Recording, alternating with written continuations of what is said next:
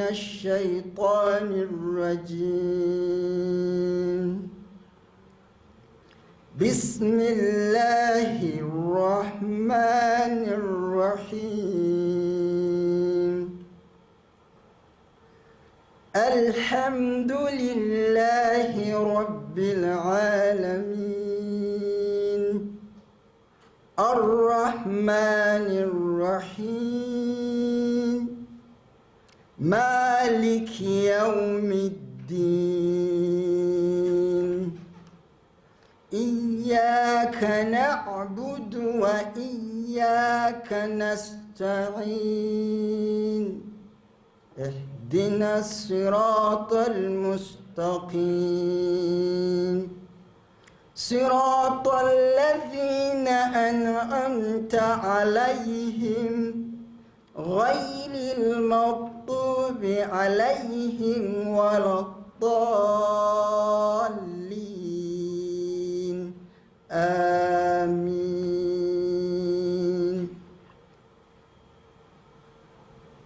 يا أيها الناس كلوا مما في الأرض حلالا طيبا ولا تتبعوا خطوات الشيطان إنه لكم عدو مبين صدق الله العظيم بسم الله الرحمن الرحيم.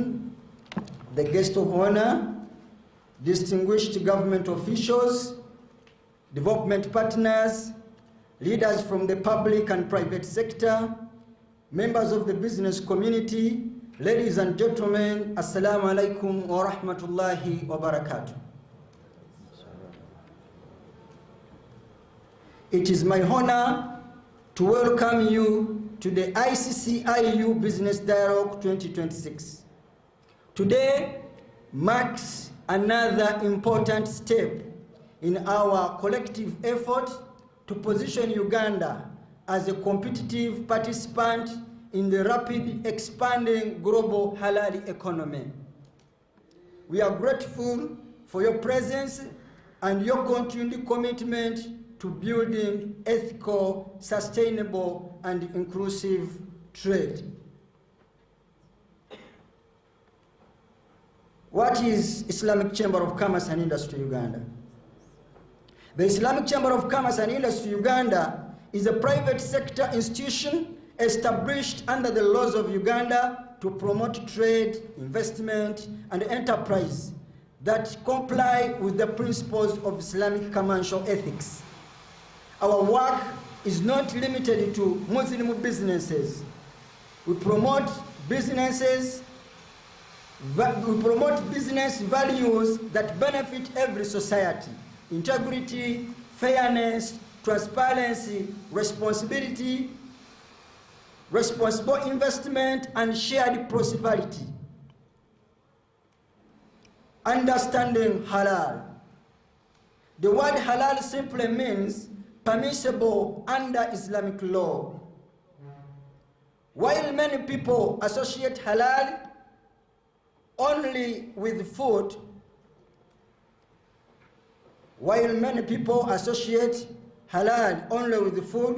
its scope is much broader. It extends to finance that avoids riba, interest, excessive uncertainty, gharar, and investment in prohibited industries such as alcohol and harmful drugs. It promotes honesty in business transactions, prohibits fraud and exploitation, and encourages lawful conduction in every aspect of personal and commercial life. The opposite of halal is haram, meaning that which is prohibited. Today, halal has evolved into a global economic ecosystem covering food, pharmaceuticals, cosmetics, tourism, logistics, finance, and many other sectors. The global halal market is now worth trillions of dollars and continues to grow every year. Halal trade, therefore, covers the entire value chain, from production and financing to trade, distribution, and consumption. In short, from the farm to the fork. Allah subhanahu wa ta'ala reminds us in the Quran, that is chapter 2, verse 168, O mankind, eat from whatever is on earth that is lawful and pure, and do not follow the footsteps of Satan.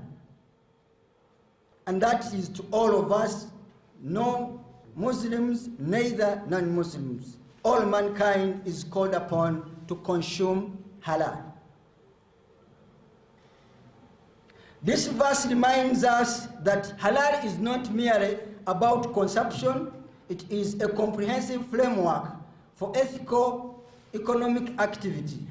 ICCU's strategic mission, therefore, is ICCIU, that is Islamic Chamber of Commerce and Industry Uganda, exists to strengthen Uganda's halal economy through 5 strategic pillars: promotion of ethical halal business practices, advancement of Islamic finance and interest-free financing, human capital development that nurtures ethical entrepreneurship, support for legal and regulatory systems that harmonize Sharia principles with Uganda's national legal framework, promotion of humanitarian and community-centered economic development. To support this mission, Islamic Chamber of Commerce and Industry Uganda has assembled a multidisciplinary Sharia advisory team comprising experts in economics, finance, law, and information technology. Our approach, we work through public-private community partnerships to expand opportunities for Ugandan businesses. Our interventions include policy and advocacy, research, capacity building, business networking, market access, investment promotion, and value chain development. We appreciate the continued support of our partners, KCCA, Uganda Investment Authority, Uganda National Bureau of Standards, the Ministry of Trade, Finance, the Ministry of Foreign Affairs, and every institution that has partnered with us in advancing Uganda's halal economy. Driving economic transformation, ICCIU believes sustainable economic growth is driven by 4 interconnected sectors: trade, tourism, transport, and technology. Trade creates markets. Tourism opens new commercial opportunities. Transport connects producers to consumers. Technology strengthens competitiveness in today's global economy. Together, these 4 pillars provide the foundation for long-term economic transformation. Progress so far, our journey has already produced encouraging results. In February 2025, ICCIU partnered with KCCA to hold a successful business dialogue promoting ethical business practices. Building on that foundation, we are now working with Uganda Investment Authority to organize this year's Islamic Trade and Halal Conference. Following the success of Halal Village Expo under the KCCA Festival,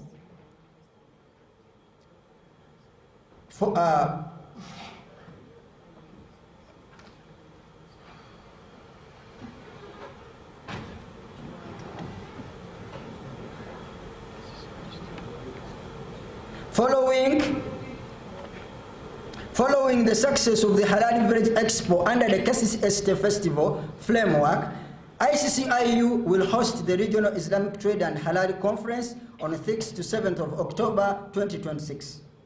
As host country of the Islamic Development Bank regional hub, Uganda is well positioned to become a regional center for halal trade, serving the East African community, COMESA, SADC, and other regional markets. Uganda's halal economy is growing. Uganda has made significant progress since the enactment of the Islamic Finance Act in 2016 and the accompanying regulatory framework in 2018. Among the notable achievements are growth of Islamic microfinance institutions, expansion of the microfinance support centers' Islamic financing initiatives, launch of Salam Bank Uganda in 2024, launch of Tamim Takaful Insurance this year, development of Sukuk under the Capital Markets Authority with support from Islamic Development Bank, international halal certification through the Uganda Halal Bureau in partnership with Malaysia's JAKIM, continued recognition of Uganda Muslim Supreme Council as the National Halal Accreditation Authority, participation of Halal Assurance Institute in certification activities, continued support from Uganda National Bureau of Standards and UGANAS in standards development, strategic collaboration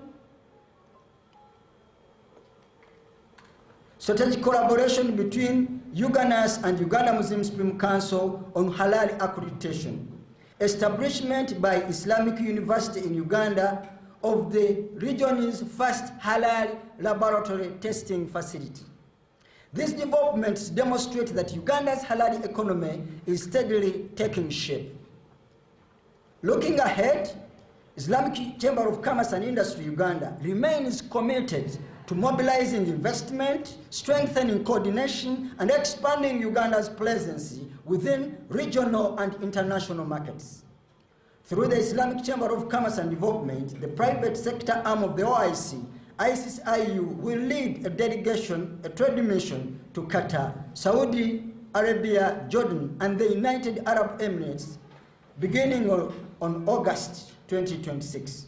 The objective is to establish partnerships, benchmark international best practice, and open new export opportunities for Ugandan businesses.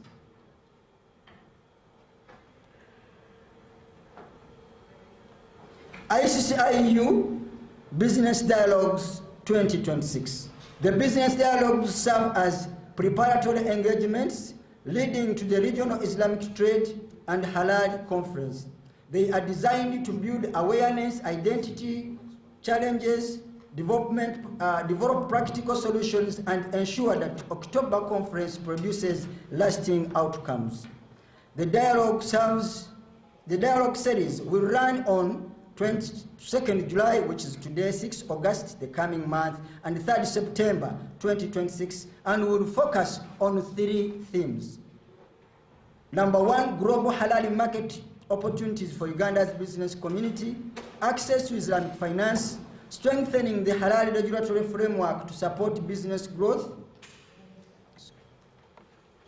Our call to partnerships. Ladies and gentlemen, Uganda's halal economy is still in its early stages.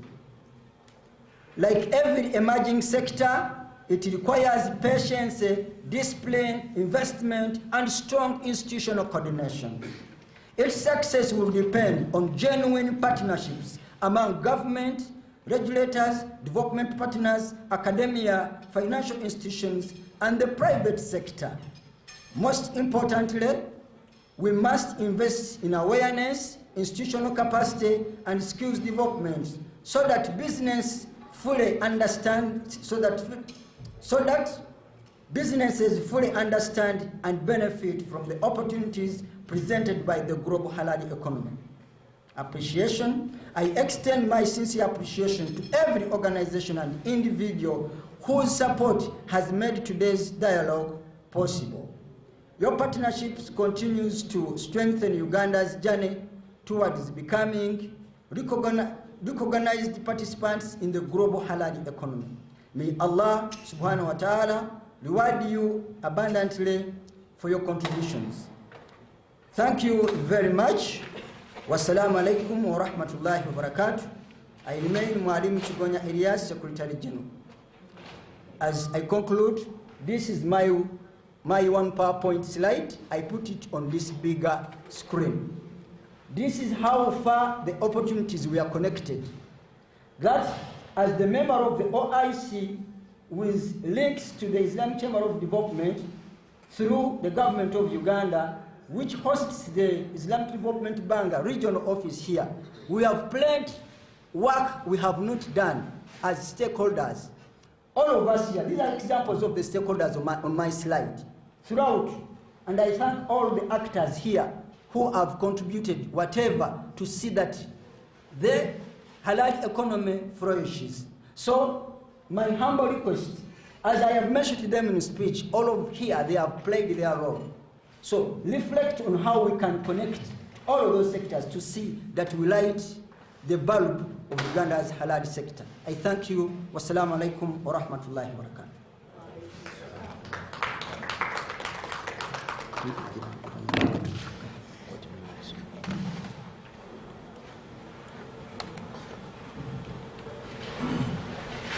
Thank you so much. I think now we can go to the main course of today.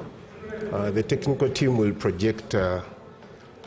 Sengendo's presentation, and then we'll take it from there. Yes, yes. Thank you so much.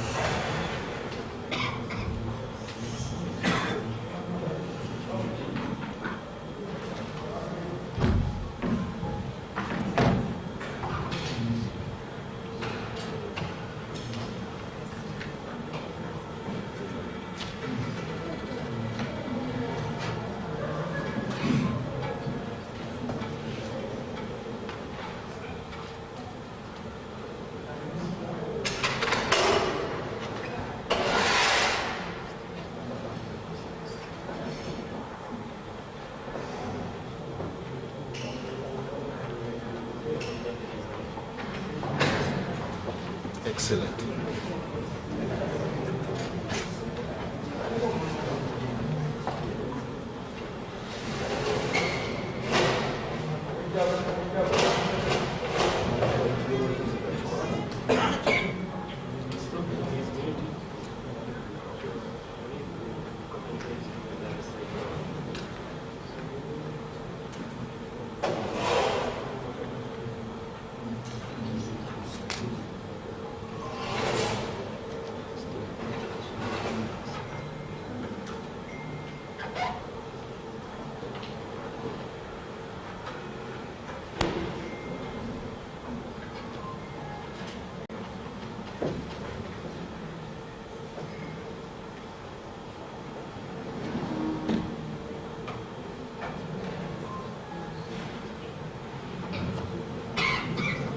Yes, it's in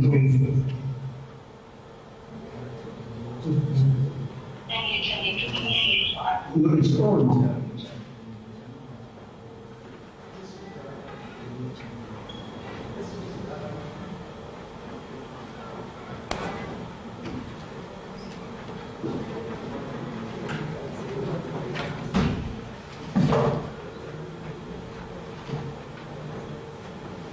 بسم الله الرحمن الرحيم والصلاة والسلام على رسول الله وبعد.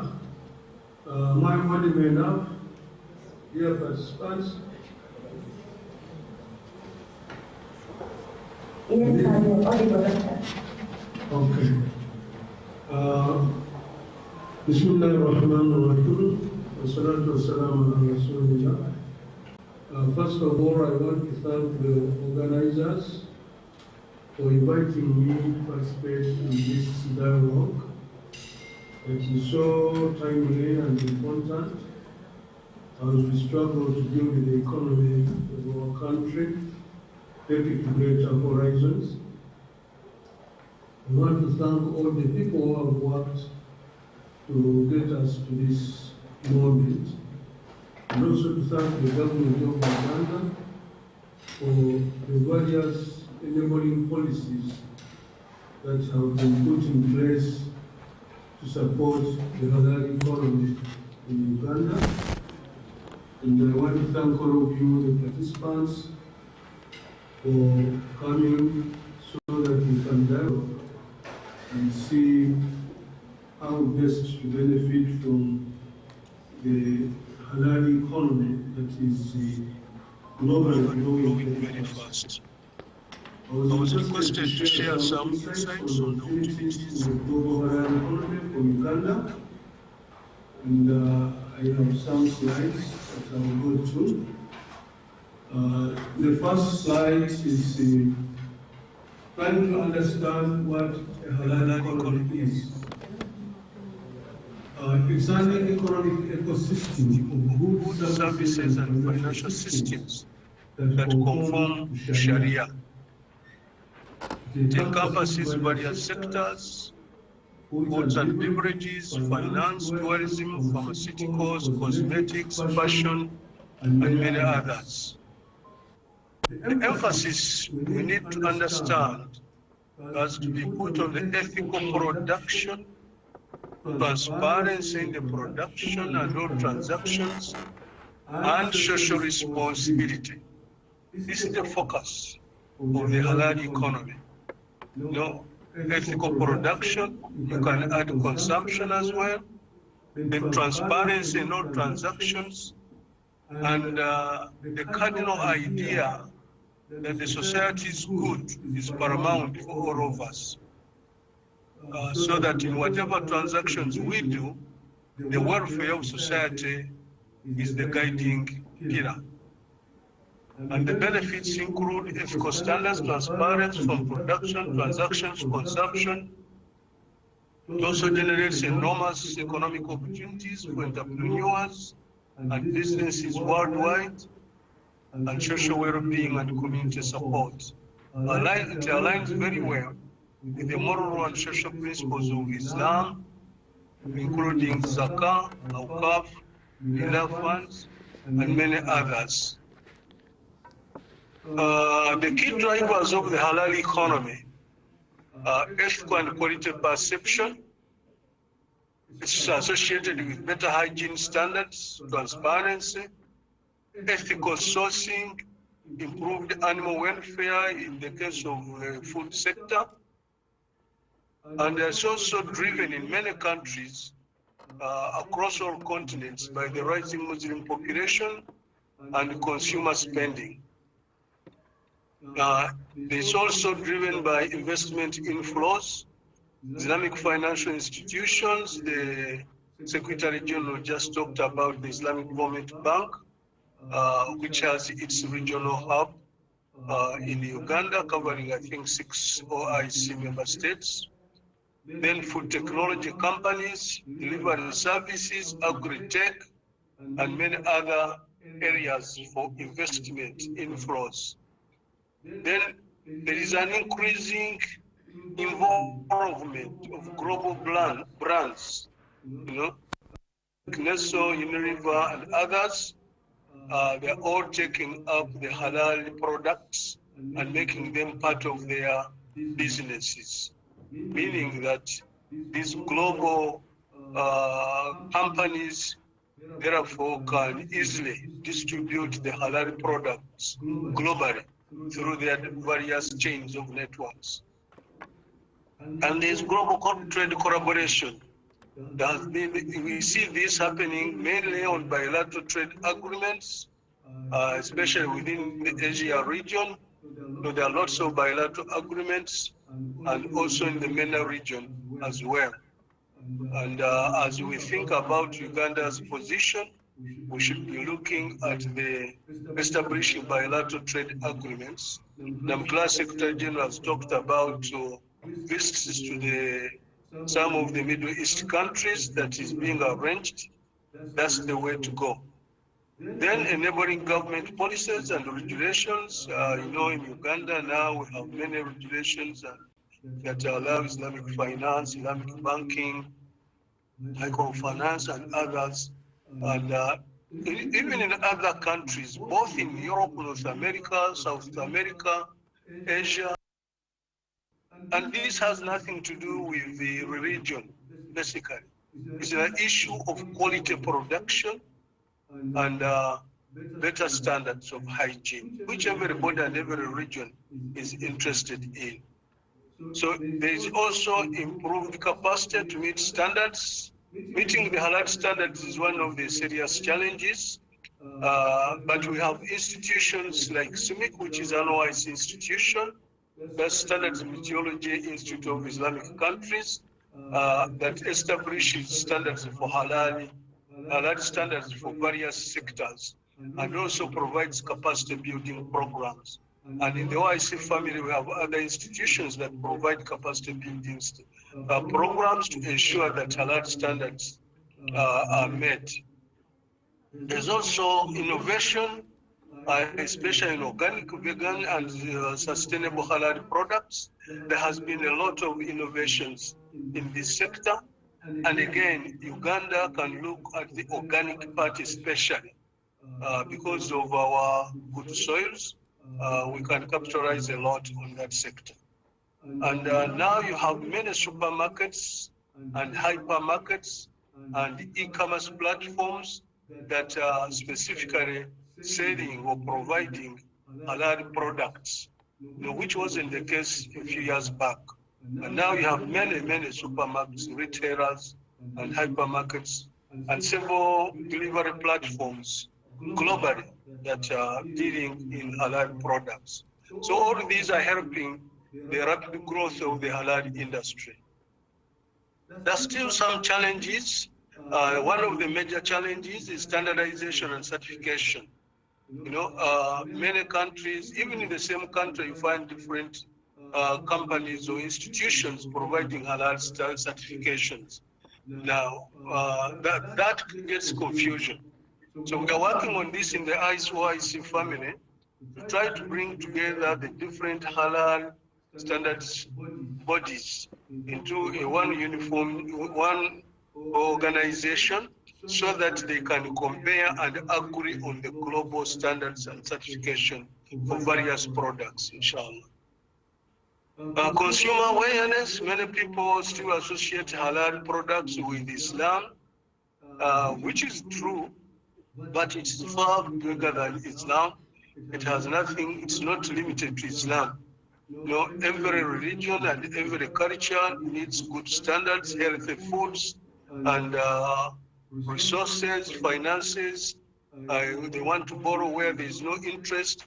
And so we need to do more in this awareness. And in this aspect, we are organizing a number of halal exhibitions and expos. The next one is coming in November in Istanbul. And we would want people from Uganda to be able to participate. And there's going to be in Uganda, it's Utari Tourism Expo. It was supposed to be last month, but because of Ebola, I think it's postponed. But when next happens, then it will be good also for the Ugandan business people to participate and show the halal part of it, especially since we have a concept of halal tourism. Okay, market accessibility, again, markets are there, but how to access them? You need strategies, you need to prove yourself that you are worth doing business with. And in some other countries, you have regulatory restrictions, you have regulatory restrictions and animal welfare debates, especially in Europe, which somehow creates some challenges. Then growing investments and business expansion. In some areas, they have fueled competition, and some of the competition has not been very healthy. Then we still have capacity issues in some countries. We lack the technical personnel. Secretary General has talked about the Halal testing lab that is being built at the Islamic University in Uganda, Females Campus, at Kaboja, the first in the region. This is part of the OIC efforts through our institution in charge of science and technology called COMSTEC, in collaboration with Islamic Development Bank and ICCIU. Now, once this lab is done, it will need technical personnel, and these should be trained in advance and made available. Then capital issues and the limited quantity and quality production. That's another challenge. And especially in Uganda, as I'll elaborate later, this could be one of our serious challenges that would limit us benefiting maximally from the halal economy, global halal economy. The key sectors in the halal economy are halal foods and beverages, Islamic finance, halal travel and tourism, halal cosmetics and pharmaceuticals, modest fashion. You see in Uganda we have a lot of now ladies putting on hijab and other dresses that are considered to be modest. Halal logistics, this is new, but again, for the halal economy to succeed, you need supply chains that avoid not only contamination, but can also deliver on time. And this can be critical in the success of the halal economy. Then now we're also talking about halal green. This is a concept where you do the halal production, but also taking care of the environment, without degrading the environment. This is a new concept that is catching up, and it's very fundamental. And in the Ugandan case, we need to particularly pay attention to it so that we can safeguard our environment as we do our halal production. So the growth of the global halal industry is moving very fast, depending on which research institute you look at. But this is the Global Islamic Economy, Islamic Report, put the halal industry on 2021 at $5.7 trillion US dollars. Yes, $5.7 trillion dollars. And last year it was about $7.7 trillion dollars. This is what we are talking about. And on the left, you can see which sector has which percentage. Islamic finance takes the biggest share, then food, modest fashion, media, tourism, pharmaceutical, and cosmetics.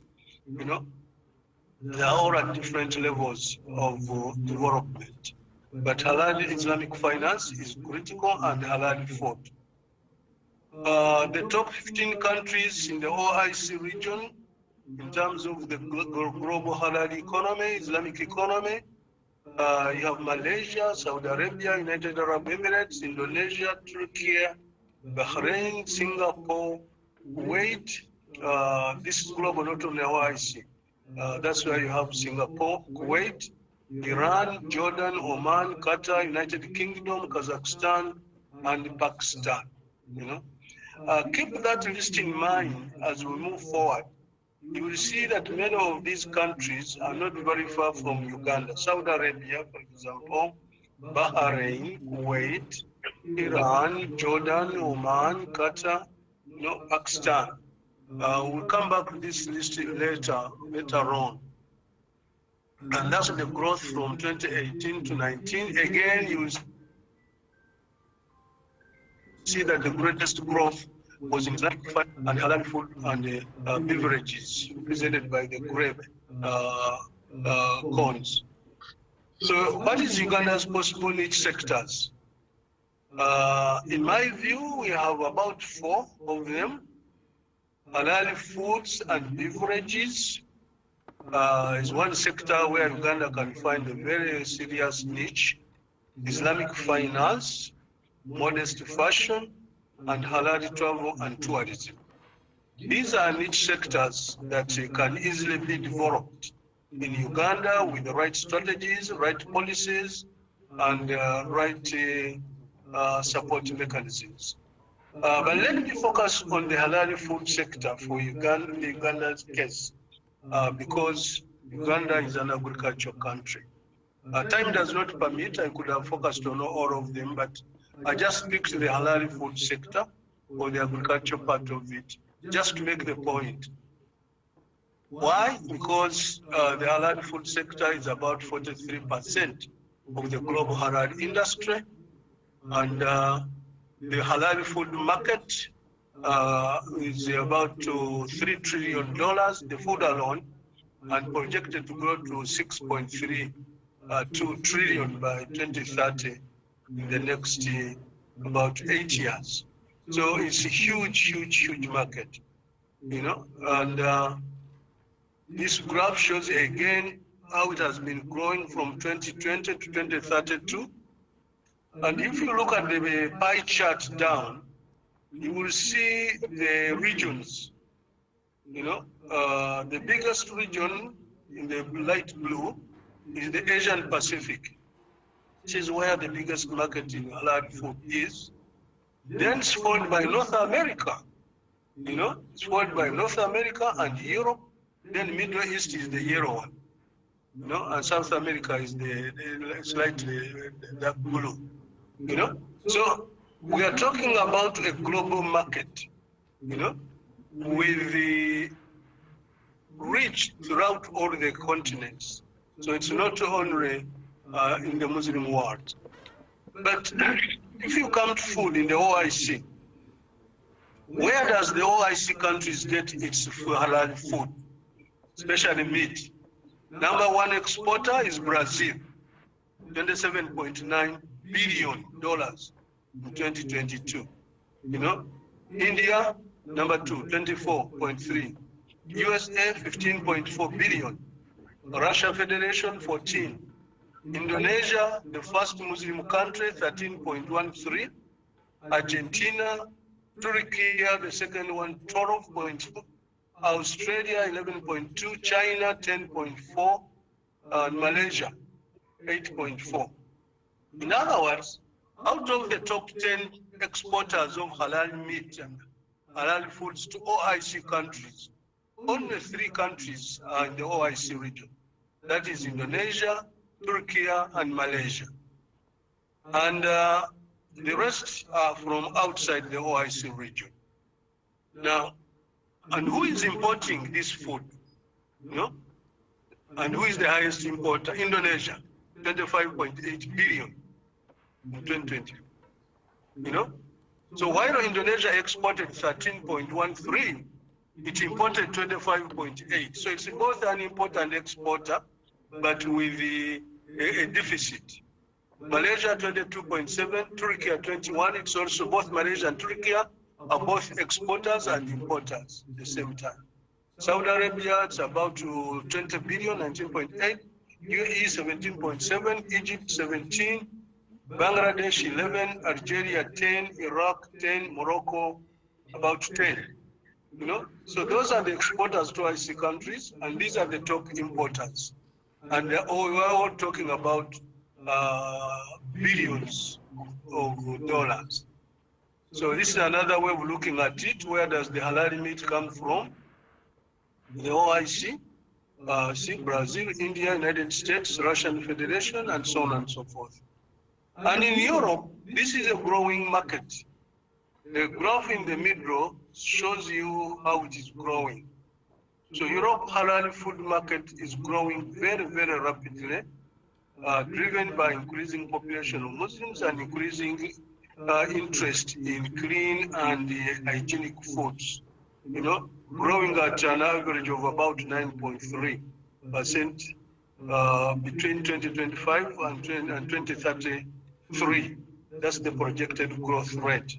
You know, and there are many now markets, supermarkets, hypermarkets in Europe that have this halal label all over their products. But we need to emphasize one point, that the halal economy is a holistic system. No? Beginning from raw materials, the production of raw materials itself must conform to Halal standards. For example, if it's the meat, how do you feed your cows? How do you treat them when they are sick? And how do you keep them? All those aspects must conform to Halal standards. If you are feeding your cows foods that have non-Halal components in them, when you go to the lab to test, this will be detected. And then your meat will not even meet the Halal standards. So from raw material to production, how do you process the meat? Then packaging, how do you package it? You know, the Baganda have a saying that Sivendi Atiga Mutere, you know, that bad packaging made the dry cassava to fail to find a market. Warehouse logistics, you may have good raw materials, produce very well, package very well. Well, how do you store it? And the logistics, you know, it can get contaminated in the warehouses. How do you transport it? And how do you get it delivered to the consumer? And how does he keep it? So it is a holistic system, you know, that goes from zero to the table, to the fork, you know, and you have to keep that in mind. And in here are the opportunities we can exploit. Some people can be in the raw material production, those who are looking after our goats, our chicken, our whatever. Then those who are in processing the food, the products, the production part of it. Then you need packaging industries, you know, to be able to give us good packaging materials that can attract international customers. Then you need stores and logistics. Then you need transporters, you know. So if you look at this diagram, it is in there that we must be looking for the opportunities for the various players, especially the private sector. You know, private sector is key in the success of the halal industry, and they should play a critical role. So what is the potential for Uganda? Mainly in the following sector: foods and beverages, meat, poultry, fruits, vegetables, dairy products, grains. Here we can make up a very, very big market for ourselves in these areas, because the whole world is looking for these products, and especially the organic ones, you know, organic fruits, organic vegetables, organic grains, you know. Here we have a real chance to succeed. Okay? Then Islamic finance, including microfinance. Now, given the fact that the majority of our people in rural areas, financial inclusion in the economy of these people is critical. And the best way, most effective way we have found in the OIC region is through Islamic microfinance. And there are many successful examples we can learn from. One of them is in Pakistan, actually. It's called the Ahwat model. They started with one person taking a loan, borrowing $50 from somebody. Now, as we speak, there are 5.4 million people. And the recovery rate is 99.9%, the recovery rate in that model. And again, when the Ugandan private sector or government or key players are ready, you can work with us, and you can bring these people to come and share the experience. They are ready to come and train our people in how to run effective, successful Islamic microfinances that meet the needs of financial inclusion of the rural poor, who need it the most, who are also the biggest producers of our economies. So modest fashion, again, we can have a lot of dresses and suits and whatever, and then halal tourism and hospitality. Uganda's tourism industry is growing and it's big, and we need to take into consideration the halal tourism. And some of it actually does not necessarily mean investing a lot of more resources. It's just a question of organization. For example, if there's a hotel that has a swimming pool, it's a question of organizing and say, on Monday, it's the men who swim, on Tuesday, it's the women, or particular times of the day, without actually constructing another swimming pool. Maybe you may need to put some shelters to give some privacy, but this is one of the things that actually attracts people. And when people are looking for where to go for their holidays, one of the key questions is the food halal? Shall we be able to get halal food in that country? You know, and we can really position ourselves in that sector. So Uganda's halal food potential. According to UBO's figure 2018, these are the ones I was able to see. And if anybody has latest figures, please, I will be glad to share with me. What did they find? At that time, we had 14.2 million cattle, 16 million goats, 4.5 million sheep, 47.6 million poultry. And Uganda's beef is one of the best globally because of the yellow fact. These Ankole cattle and other local indigenous cattle and goats, the Mubende type, are extremely, extremely valuable. And we need to do everything possible to protect these genetic resources, because this would give us a competitive edge over others. So the meat sector in Uganda supports about 58% of the rural household, but it is yet to develop this full potential. Demand for meat is increasing internally because of the growing population, and I'm sure in the last few years you have seen the cost of meat going up because of population growth and middle income expansion. As more people come into the middle income, having disposable income, they tend to consume more. And then we can position ourselves to take care of their appetites. The per capita meat consumption in Uganda is still low, at 12.1 kilograms. When to FAO and World Health Organization, it should be 50 kilograms per capita. So we are just at 12, so we still have a long way to go. And with a growing economy, this per capita consumption should be able to grow. So in there is again an inherent internal market. So there is investment opportunities in the halal meat processing. You know, we need halal abattoirs. You know, our abattoirs, by and large, do not meet the halal standards, and this needs to improve.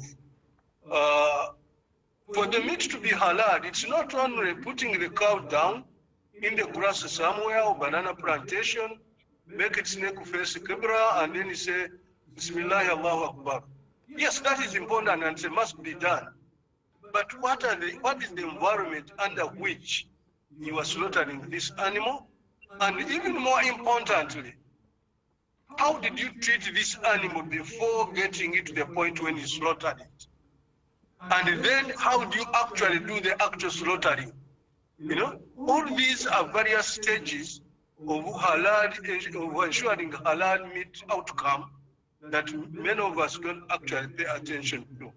So there is opportunities to invest in this halal processing meat. Also livestock feed production, local nutritious feeds. We have a lot of maize, soya, and alfalfa. We can grow others, but we're also importing some of these. And yet we have the potential to grow livestock feed. Now, many countries in the Middle East, especially after the Russian-Ukraine disruption of the supply chains in food, are beginning to develop local capacity in their countries, especially for milk, eggs, and chicken. But they need the food. They need the food to feed these animals, you know? So even producing feed, animal feed, that is halal, is again a potential market for us. Then we need to improve the infrastructure and connectivity, roads and others. The availability of internet in Uganda now almost everywhere is a big plus. And you can use this internet instead of TikToking and abusing each other on TikTok. we can use it actually to open up markets, to talk about regional markets, international markets, to be able to market our halal products. There is a big export potential regionally within the East African community and COMESA region, internationally, Gulf states, Europe, and we can benefit from the geography of our country. I will come back to this later. So, but there is a big export market potential for us. Again, fruits, organic fruits, fruit processing, juices, dried fruits, pineapples, passion fruits, jackfruits, all these are potential areas for us to export to the global market. Now, passion fruits, inherently, they are halal. But how you handle them, how you grow them, how you package them, and how you deliver them can actually create problems for you. So vegetables is another area. Bananas, we have lots of different bananas, fresh and processed, you know. And we can position ourselves. All of these countries in the Middle East, Europe, eat a lot of bananas, especially the Bogoya type. But our smaller ones, the Indies, can be a very big market, you know, and we need to really position ourselves on that. So where are most of these countries getting their bananas from? It is the Philippines, it's Brazil, Argentina, and other countries far away from the Middle East. Cassava is another area, different products for different uses. We have not been creative in the use of our cassava. And this cassava can be turned into very many different byproducts that can really fetch a lot of money for our farmers. So we need more innovation and diversification of products if we are to compete in the international market. Value addition and processing are a must. Some of the challenges facing us is low productivity. We need the need for greater quantities to meet the needs of serious international markets. Let me tell you the story of bananas. Somebody, one businessman in Uganda, wanted to export bananas to Saudi Arabia. And he got in touch with one of the businessmen here who is in the business of supplying bananas to various supermarkets here. So they started talking business. Then he asked him, how much can you supply me per week? You know? And the Ugandan businessman said, 5 tons. The man looked at him and said, look, the minimum I need is 200 tons per week, and I will bring my own aircraft to pick it from Uganda. Now, you can imagine, do we really have in Uganda 200 metric tons of Bogoya, you know, every week to supply to one businessman? And suppose we had 10 businessmen, each one needing 200 metric tons per week. Are we really capable of that? Take a look, Brazil in 2025 slaughtered 42.94 million cattle. 42.94. Remember, Uganda's total number of cattle is 14-point-something million. You know, so these would be slaughtered, you know, in just 4 months, and then we'll have no more cows. That's an average of 117,000 cattle per day. Do we have that capacity? Australia.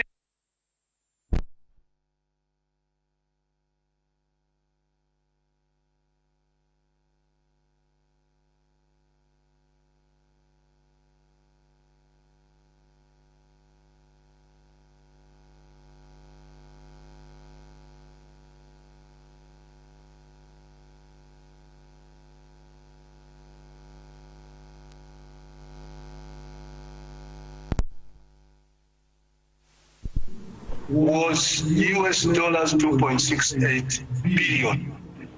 Now, a flight from Uganda to Jeddah, where I am, there's now a direct flight by Flynas. It's 3 hours and 45 minutes. You know, 3 hours 45 minutes, your goods are in Jeddah. UAE, during the same period, poultry, they imported 400,000 tons. Total import and meat and edible offals for UAE 2025 was $2 billion.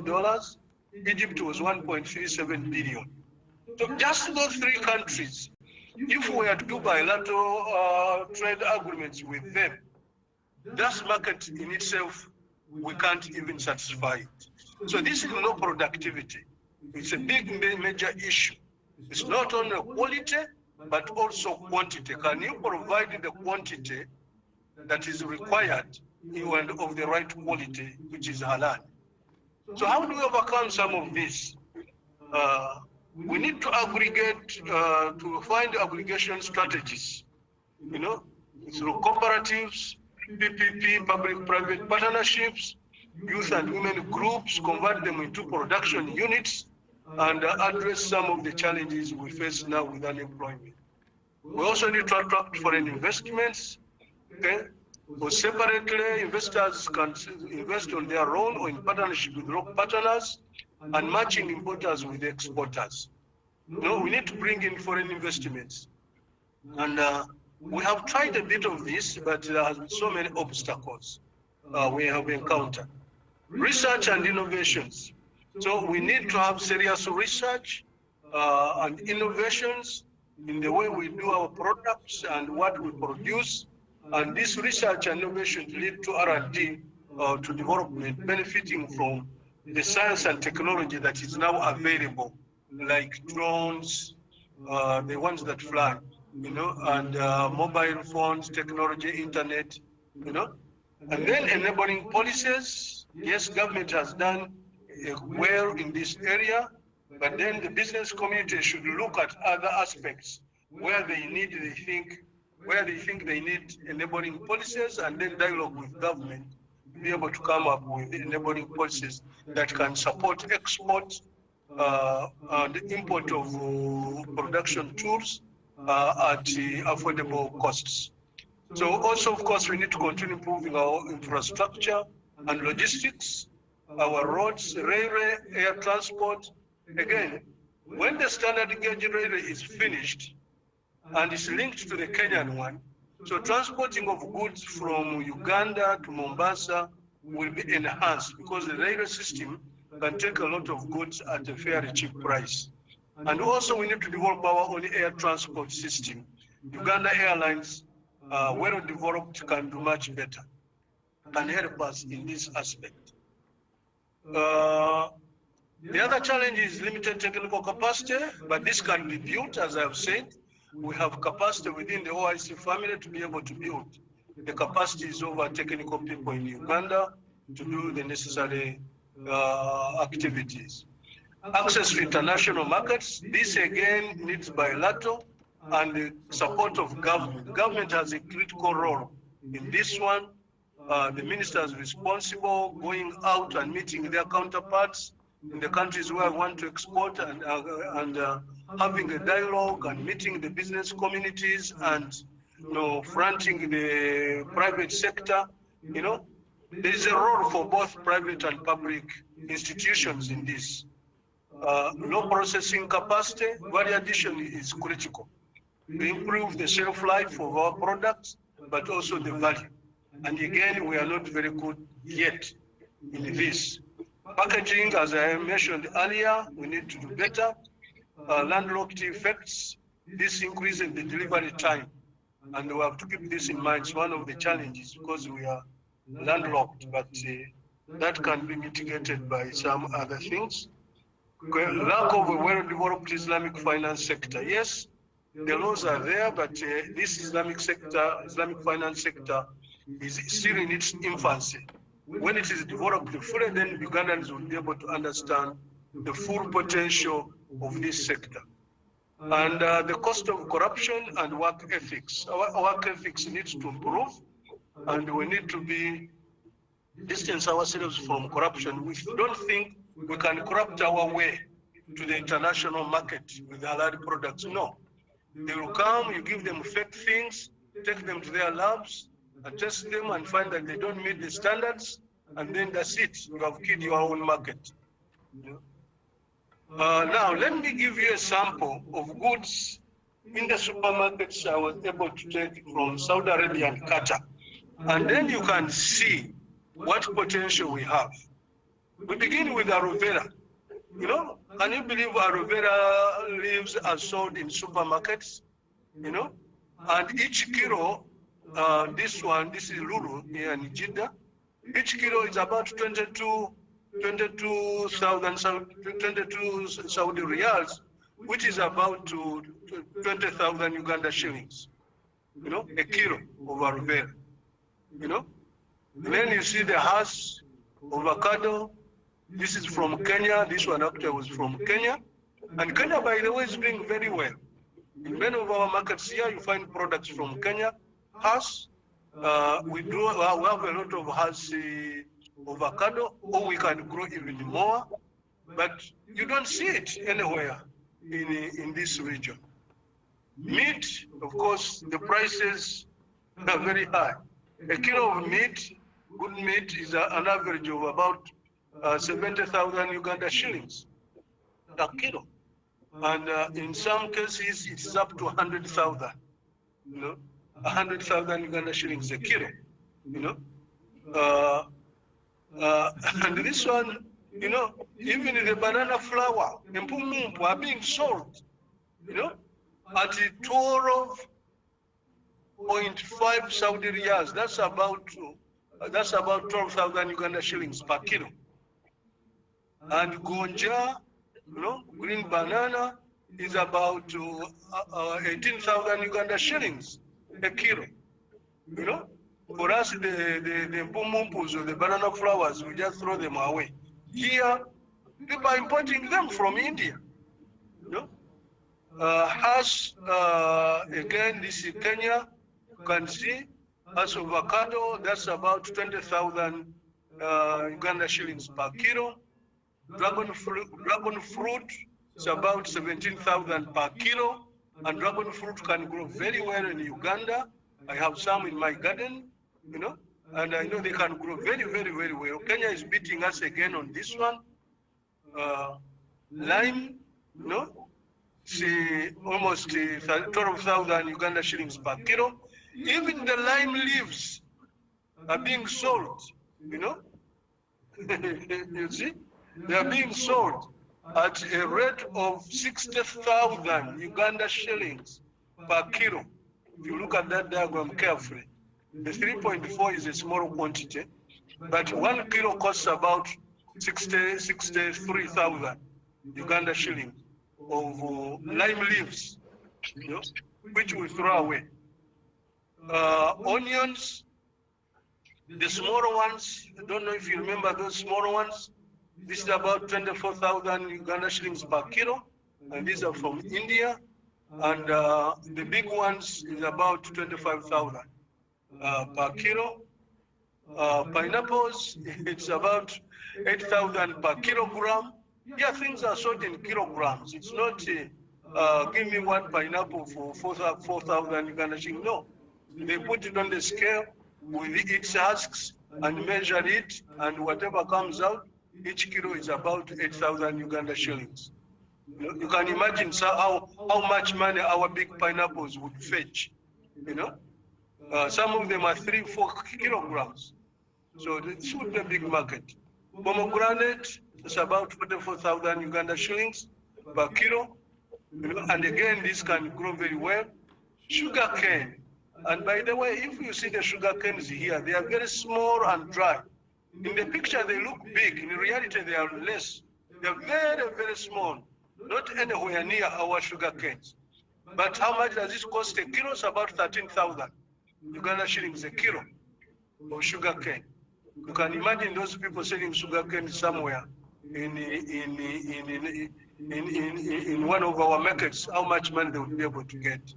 There's this brown tomatoes. It's about 32,000 Uganda shillings per kilo. The Nina, the small ones, cherry tomatoes, it's about 7,000 per kilo. And cashew nut, by the way, cashew nuts grow in Uganda, can grow very well. Tanzania is producing a lot of it. It's about 34,000 per kilo. Even banana leaves are being sold, gentlemen and ladies, in our supermarkets in Jeddah. Banana leaves, a kilogram at about 1,500, you know. A piece is about 1,500 a piece, you know. Can we really fail to make export banana leaves? Coffee is another big thing. Uganda, last year, 2025, Uganda was the #1 exporter of coffee in Africa. Ethiopia is the #1 producer, but Ethiopia consumes about 50% of what they produce internally. So Uganda, we don't consume a lot, so we export most of us. Last year, we were #1 in Africa. And our coffee is one of the best. But you go to supermarkets and you find many varieties of coffee, but there's nothing from Uganda. And most of these are either using our coffee to mix others, or they are taking it and branding it their own. So countries that don't have a single coffee tree are actually benefiting maximum from the coffee we produce. On average, a cup of coffee of $4 in Europe or USA, a cup of coffee of $4. The producer of the coffee, Ugandan producer, gets about 0.04 cents out of it, you know, which is far small because we're exporting raw beans. And we need really to focus on coffee. And in the OIC, we are making some strategies with our partners to boost the coffee production in Africa, OIC member states, and ensure that the coffee producers get a fair share from their sweat. Passion fruits, you know, look at this one. 60,000 Uganda shillings per kilo, you know, and papaya about 22,000 per kilogram. Mushrooms, again, it's about 18,000 Uganda shillings per kilo. And we can grow a lot of mushrooms. Even fresh beans, look at that, you know, 45,000 shillings per kilo, fresh beans, you know. We can benefit from this. Ginger, it's almost 19,000 per kilo. 15,000 was on sale. The actual price, retail price is 19,000 per kilogram. Okay? Mangoes, about 12,000 per kilo. And where are the mangoes coming from? India, South Africa, Kenya, you know, and Uganda is nowhere to be seen. Now, I know my time is almost over. I want to conclude by emphasizing one point. The geography of our country is a key resource that we need to exploit. If you look on that map of Africa, you'll see Uganda somewhere, in the middle somewhere, you know, somewhere here. So around us, there are countries that need food, who are also growing their halal industry, especially Kenya and Tanzania, and we have a regional market. Middle East around here is very close. I told you already, flight from Jeddah to Uganda is 3 hours 45 minutes. Dubai is about 5 hours, you know. Egypt is also about 3 hours or 4 hours, you know. And these are key markets. Even our countries like Lagos, like Nigeria, sorry. In Lagos, I was talking to one of the businessmen. They have a shortage of milk. No? We can export milk to Lagos if we add a regional flight of Uganda Airlines and giving good prices for the cargo. So, and if you see where Brazil is and exporting to the Middle East, you know, you see Australia, where Australia is, exporting to the Middle East, we are much closer, much closer. USA exporting to the Middle East, China exporting, you know, we are much closer. So geography is the key that we need to take care of. Then this map now, the relationship between Uganda and the Middle East and North Africa, Because North Africa, most of them import food, various types of food, and we can be able to supply this because the geography is an enabling factor. So in conclusion, I want to say, ladies and gentlemen, that the halal industry is one of the fastest growing sectors globally and spreading in all continents. It's not limited to Muslim countries, and it's not limited to one continent. Uganda is gifted by nature and geographically well positioned to serve the local, regional, and international markets. Some challenges need to be addressed before Uganda can utilize its full potential in the booming halal global economy. And within the OIC family, we have institutions that can help in addressing some of these challenges. Uganda has one of the youngest populations in the world. Okay, well, our population is very young. The median age in Uganda is 16 versus the global average of 30 point something, and 70% of our population is below 30 years. Now, with this high population, this population dividend can be a great resource if we do the right thing and provide the facilities for the economy to grow and be able to move forward. And we still have high unemployment rates. The halal industry can help to alleviate the unemployment challenge. We only need to work on it consistently and develop it. Government support for this sector is critical to boost the private sector's efforts in this endeavor. That one is critical, and we believe that the government can help.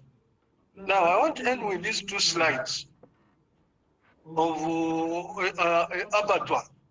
On the left is one of our abattoirs in one of the districts, and on the right you have the Australian abattoir. So getting halal meat from our abattoir can be a very serious challenge. So we need to do a lot of development in that sector so that we have good halal abattoirs. And again, processing the meat. We still put the meat on some log, cut it, with a panga, and you break the bones into many small other bones that go into the meat, and so on and so forth. Exporting this type of meat anywhere beyond our local markets is impossible. So we need to put in investments to be able to compete on the global stage. Thank you very much. Assalamu alaikum.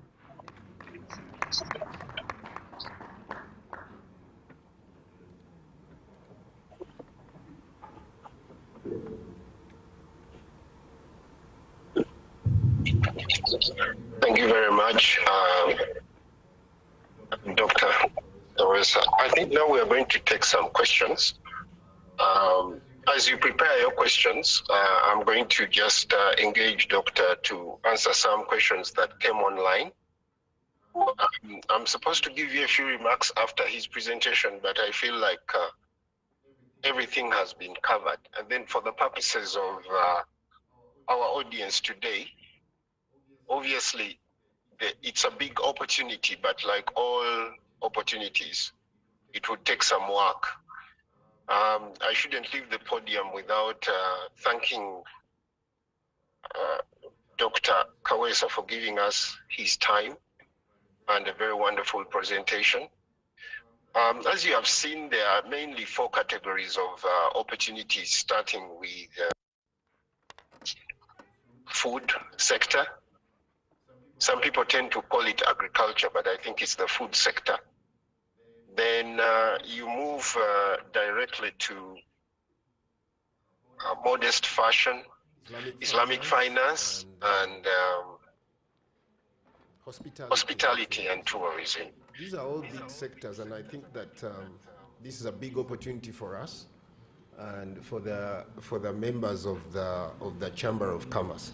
So we will take some questions and then proceed. Doctor, I'm just going to unmute my mic and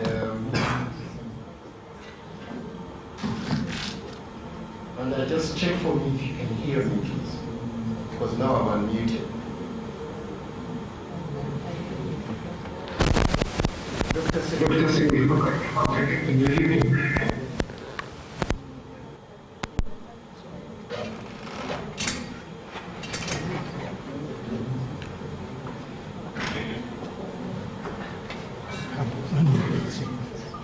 So the first I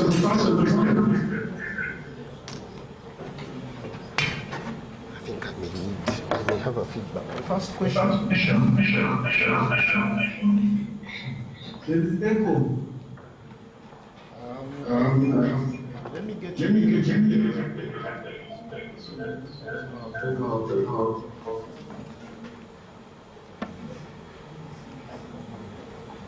Go back where you were at first when you were making the remarks. I was hearing you very well. If you are here, I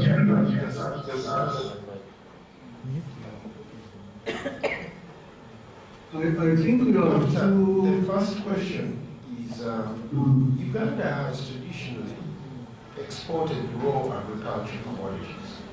How can farmers and local enterprises move up the Halal value chain through processing, branding, and packaging to capture greater economic value?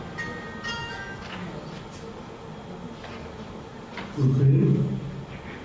Yes, do you want to take them, then you take them at a go? Or you want Yes. Okay.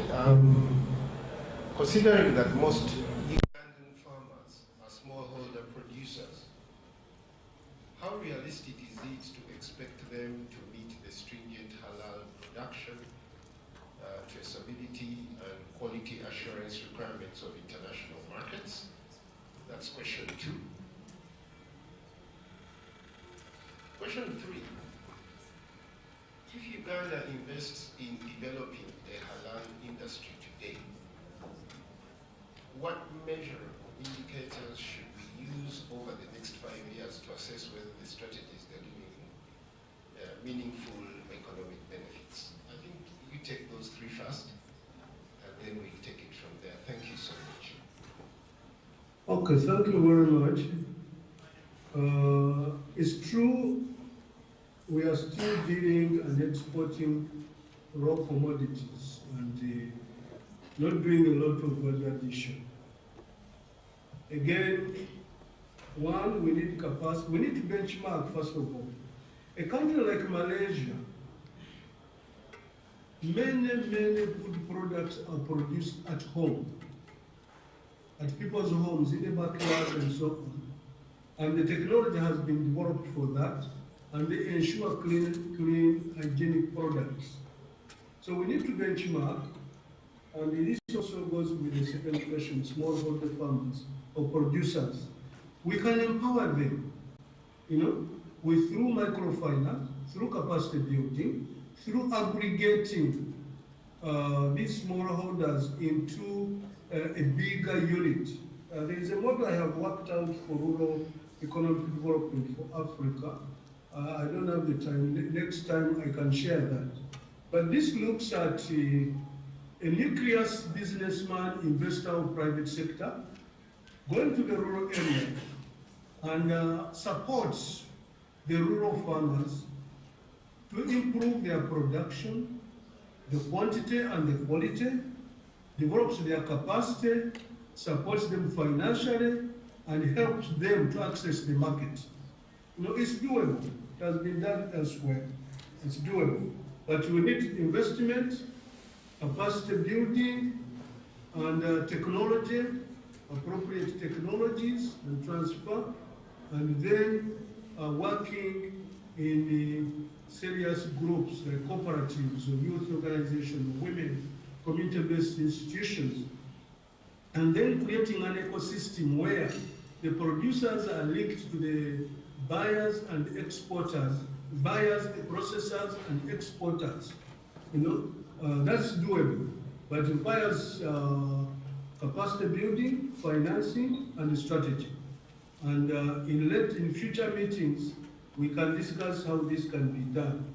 Smallholder producers are key in the case of Uganda, because of the land tenure system, partly, and also because of our history, that agriculture has been on subsistence farming, and now we need to get to commercial farming. But empowering these producers is key, and this can be done through simple strategies, including microfinance, capacity building, and then In the past, the cooperatives did very well. They did very, very well in helping farmers. They could access finances, they could access fertilizers where they were needed, they could access tractors, to cultivate, good seeds, and so on and so forth. So sometimes the only thing that is new is the history we don't know. So we sometimes need to go back and look at our history and see how are things working, and can we get them to work better with the historical perspective. So I think that is doable. Measurable indicators, we have to have a national strategy on this and identify the different sectors and work the KPIs, the indicators of success. And we see, then we do the proper investment, the proper capacity building, and then we'll find out whether or not these indicators have been met. And for example, let me talk about goats, for example. If our strategy was to increase the number of goats we have in the country of the right quality. Now, I go to a village where they have grass or areas where they can graze the goats, but they don't have the money. No, they don't have the goats. They can work with the farmers, give them goats, train them how to look after them, have somebody, a certificate holder in veterinary, to be able to treat them, provide treatment at the village level or with a motorcycle. And then, if I give the farmer 10 goats, if he has capacity and the land to look after it, in 2 years, this farmer will have at least 30 goats. What will be the measurable indicator? The number of goats this farmer has. And if I were to deal with 10,000 farmers like that, I have 10,000 farmers, and each farmer has been given 10 goats. How many goats are those? Very many. And in 2 years, how many? Many. And in 2 years, each farmer will be able to sell at least 5 goats monthly without actually reducing the number. So this farmer will get out of poverty, and also will have increased the capacity for us to export the goat meat. Then we get the processors, then we set up the Halal abattoir, we process the meat, sell it to our supermarkets, get our boys who are not employed to open up muchomo, around whom we can also put another boy to put up a juice making machine, so that whoever eats the roasted meat can also drink some juice or tea or restaurant, some food. It's doable. But we need to be serious. We need a enabling environment, capacity building, and resources. That's what I can say for now. Over to you. Thank you so much. That is really insightful. I think now this is the stage where we take some questions from the audience. I'll be passing around the microphone. If you have a question, Doctor will be able to hear it directly. I was expecting a lady. Thank you.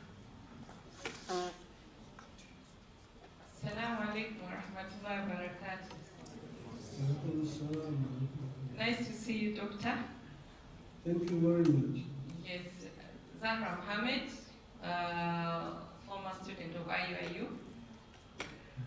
Nice to see you. Now, mine is not a question. I just wanted to contribute on the fact of how can we bring the players together. We have a model that we've been working with for almost 20 years. We call it the FFLG. I manage a company called Sulma Foods. So this model is the farmer-farm learning groups. Farmer meaning the farmer, and then the farm meaning the company learning groups. We collect together farmers, then we enter into an agreement where the farmer produces, that's what they do best. Then the farm, which is the company, adds value, that's what they do best. So we all learn from each other, and this model has worked well, and it's something that can be replicated to other things, other products, other areas. Of course, it needs a bit of enabler, especially in terms of finances and that kind of support. That was one contribution. The second is we need an end-to-end whereby we have people who are ready to import our products in terms of organic growth. Because when you get inquiries of I need a 40-feet container and all that, that cannot happen overnight. We need an organic growth where we're able to work with the importer as we progress. Thank you so much.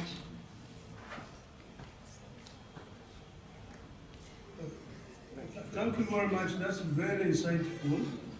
And that's where we want to go. Farm learning groups. You know, that's bringing our farmers together and helping them to share experiences. But we can also move from that to microfinance. This has been done in Gambia, where small farmers get together into a group and then buy a machine for turning peanuts or groundnuts into peanut butter, processing it, and then taking it out to the market. So from learning, we can go into food processing and value addition. And with microfinance, that is doable. You know? And then now you need a bigger group to aggregate all these different farmers who are producing peanuts and collect it at the national level and then work out the export route. You know? That's how it will have to move. Thank you very much for sharing that experience. Over to you. Assalamu alaikum wa rahmatullahi wa barakatuh, Doctor. My name is Hussein Walakila. I represented Professor Katiliga from Kampala University, who is not feeling okay. I have two submissions, or three. One is a request, if you can also include two insurance, Halal insurance. Because in Uganda, the insurance we have is like not Halal. But when you give us like Halal foods, Halal tours and travel, I was in the view that you also incorporate Halal insurance. Then another thing, my submission, you talked to, because doing Halal business is something which is having so many steps. Like we talked of the way we grow our foods, the fertilizers we use, the food, the feeds we give our poultry, birds and whatever, all of them have some haram things. How are we going to make sure that we can get halal foods, we can get halal feeds of the poultry, whatever? Because you go to the market, you can't find them. The ones which are available, they are not good. They are not halal. So how are we going to go about that? To get halal feeds, to get halal whatever.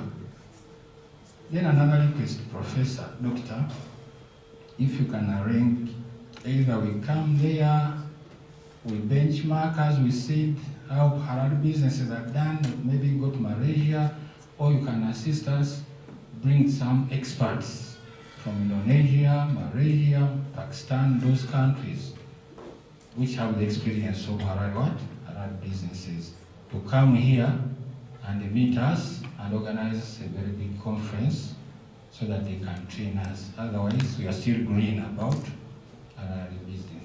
I submit. Assalamu alaikum. Thank you very much, my brother. And my salams to Professor Badu Katirika, Kocha, and the best wishes for his quick recovery. Another insurance is political, and the Islamic Development Bank has a component, there's one institution that deals with the part of that.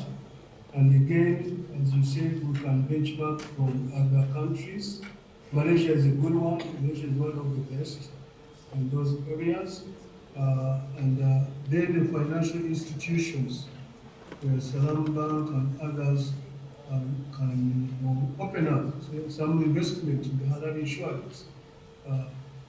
We are at the young stages of the development of the Halal economy in Uganda, and we are going to need a lot of investment, including the Halal feeds. This is a niche area where a serious businessman can invest and be able to reap great rewards from this. It requires investment and quality control to ensure that they did the halal. For now, I don't think we have that capacity now, but we have the potential as a country, and we must be looking around for investors, either local investors in that sector or a combination of local and international investors. About benchmarking, I think the Secretary General of the Islamic Chamber of Commerce and Industry Uganda has talked about a trip for benchmarking, and that's good. That's where we want to go. But also, we need working with them. We need to get better organized. Cooperate with this chamber, Islamic Chamber. We need a forum with which we can communicate, with which we can refer other OIC institutions and say, these people in Uganda need this kind of capacity building, need this, and then they come and work with you. I'm sure CEMIC has already been in Uganda, one of our institutions, the standards, has been in Uganda, they run some capacity building programs in Uganda. CEMIC and ICDT are also easily available. So, but you have to be organized. You have to cooperate and take the Islamic Chamber of Commerce seriously, empower it, position it as a key player and a credible one that other international players would want to deal with.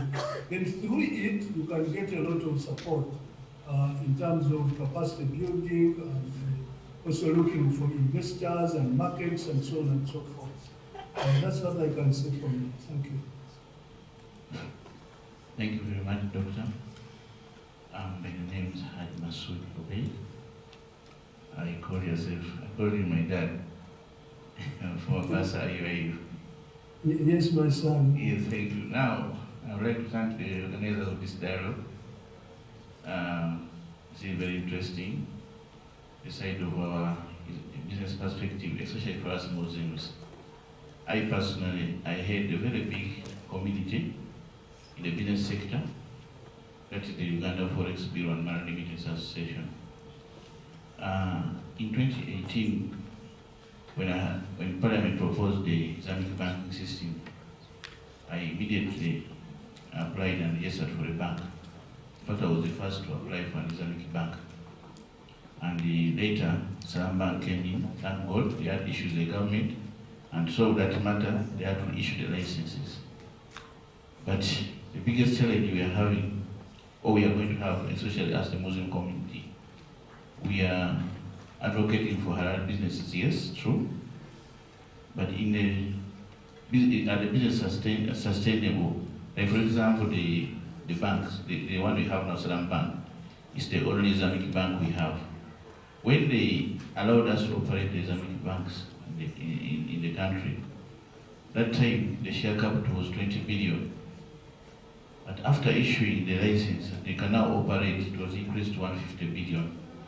We were about 3 banks already in the pipeline to start the business.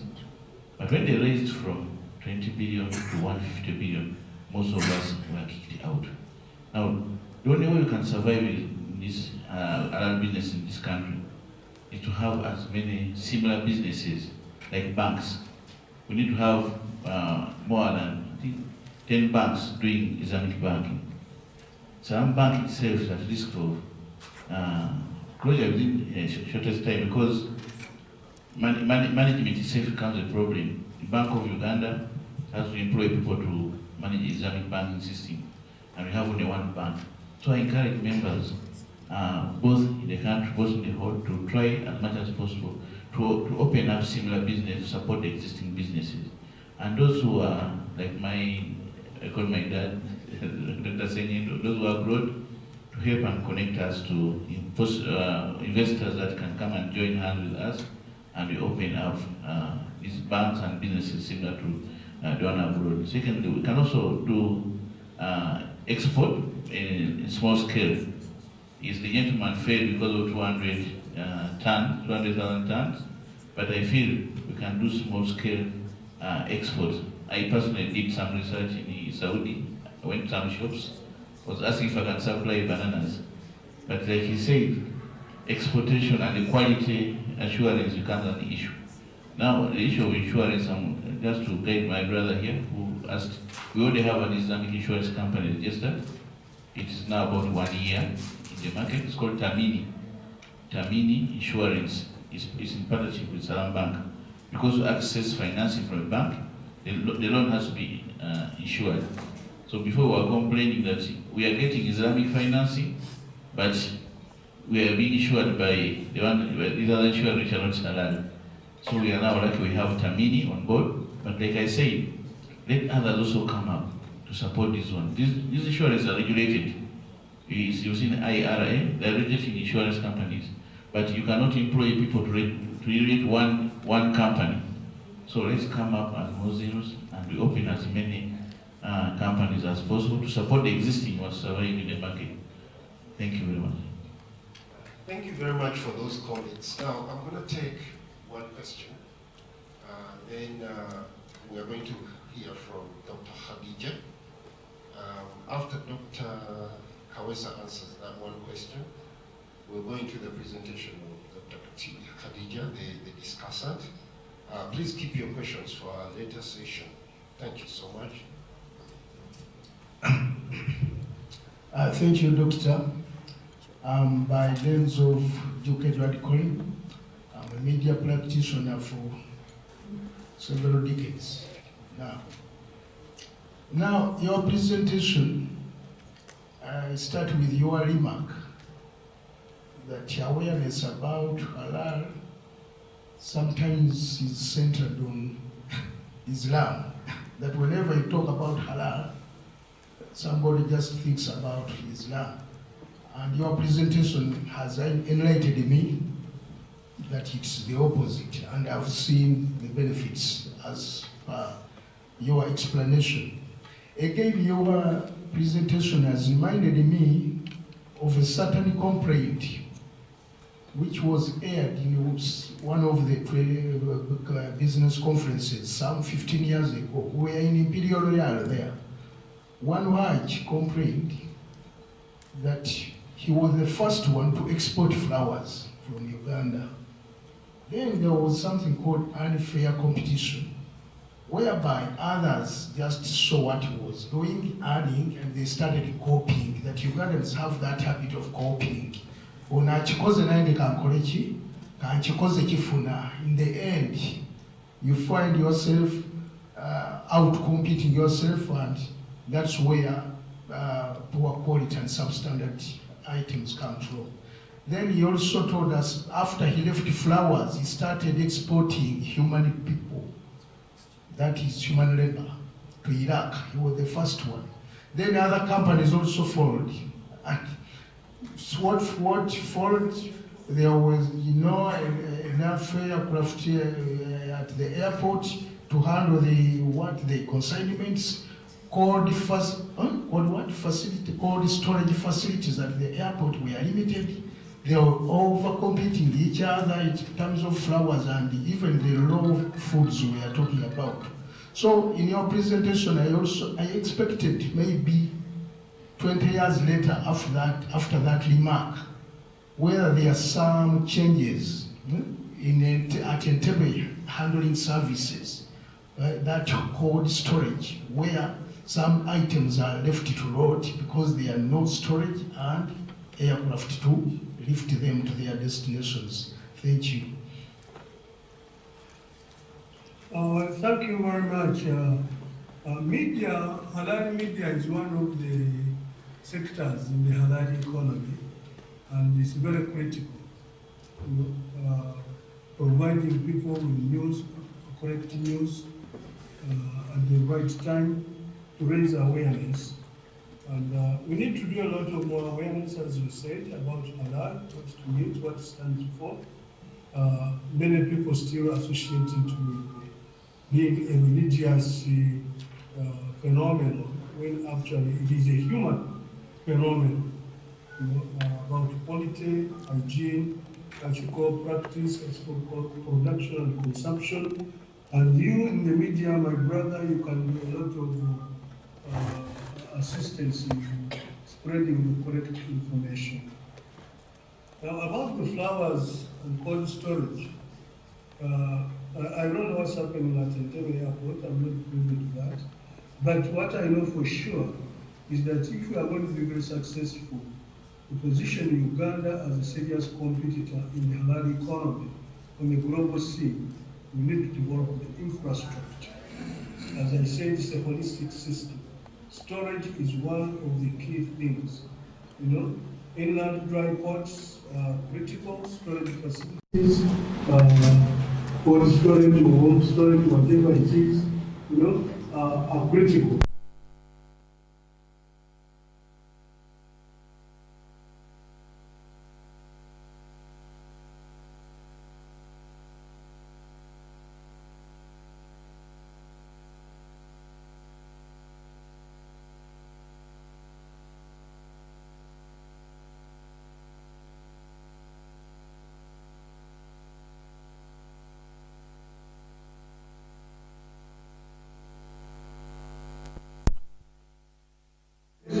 And aggregate.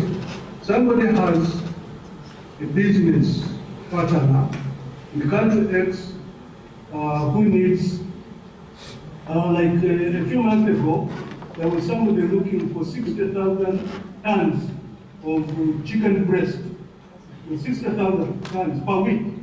Well, 60,000 tons per week of chicken breast. Now, if we cooperate and bring together all the poultry farmers, then we can actually maybe need half of that, as part of that. But if we compete and each one is going on his or her own, we will all in the end either make small successes or fail eventually.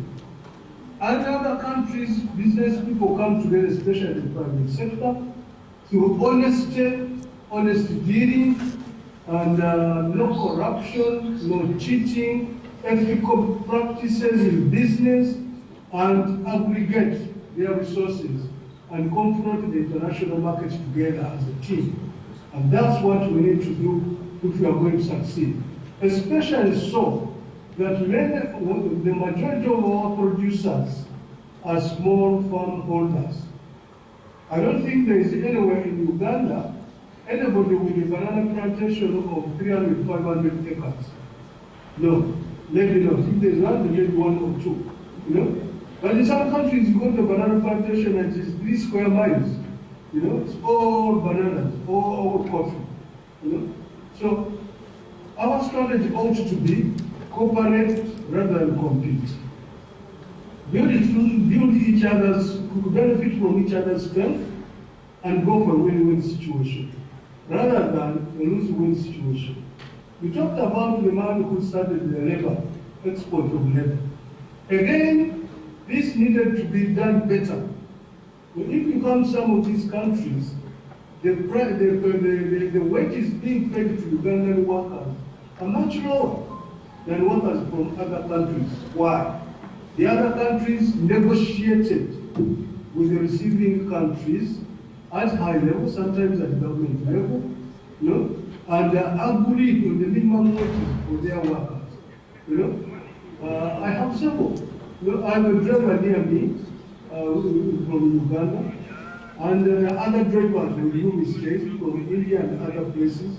He's earning about 400 riyals less than others.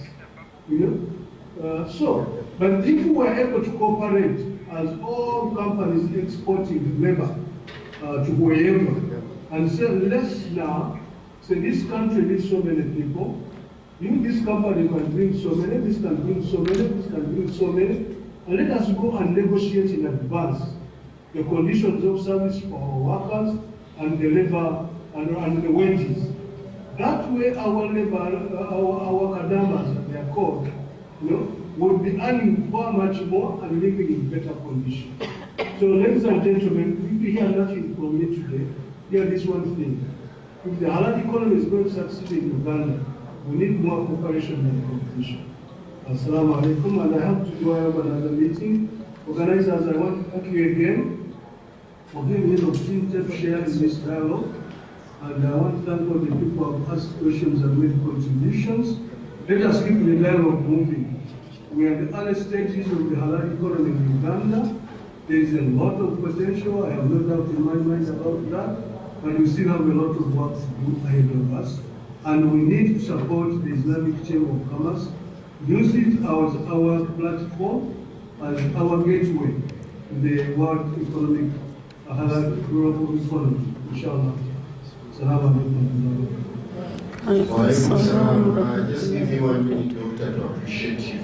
Members, it's my mistake, but Dr. Ahmed Kawesa Sengen is the Assistant Secretary General of the Organization of Islamic Cooperation, more than 57 Muslim countries. He's extremely busy. We are so grateful, and Doctor, I want to assure you from the Chamber that we benefited a lot from your presentation and the time you've given us. And internally, we are going to take these notes and our members, and then we'll try to build the economy, the halal economy. Thank you, and may God bless you. I wish you success, and may God grant you goodness in this world and in the year after. Thank you so much. Thank you very much. It's been a pleasure to take part in this very important time. I want to thank all the organizers, the government of Uganda, and the chambers that are working with the Islamic Chamber, and all the business people in Uganda who are working in this sector. May Allah bless all of us and enable our country to benefit maximally from the global halal economy. Assalamu alaikum.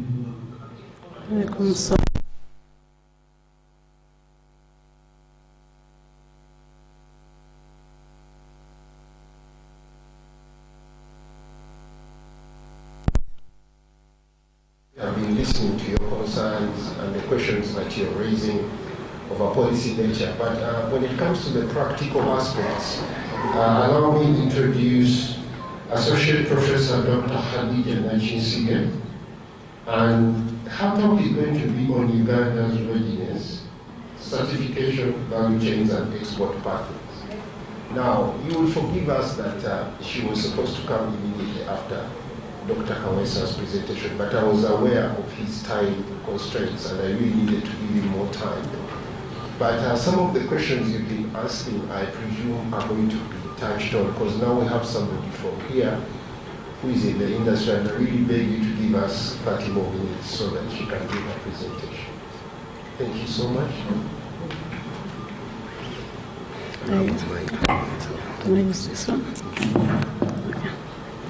أعوذ بالله من الشيطان الرجيم بسم الله الرحمن الرحيم الحمد لله إن الصلاة والسلام.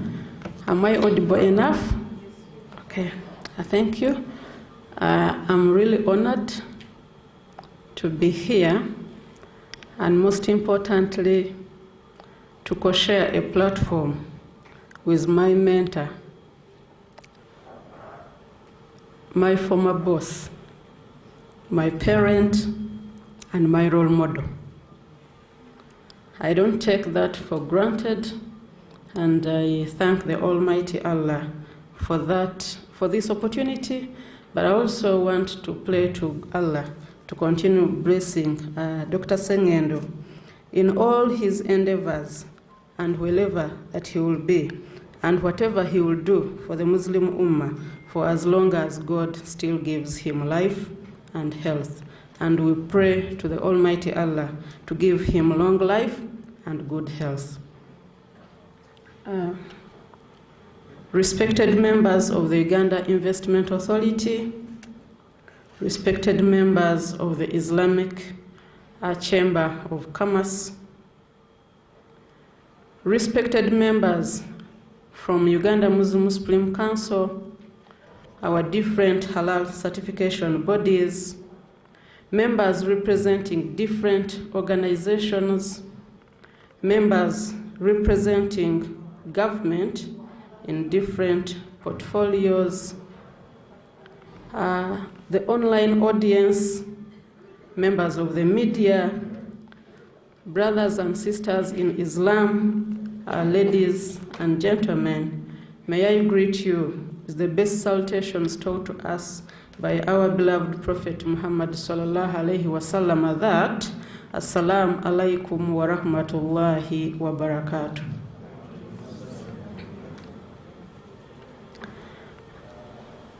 I pray to Allah to enable me make this presentation without repeating Dr. Sengendo's words, but just emphasizing more on what he has highlighted. And let me start by asking the audience, how many of us are Muslims?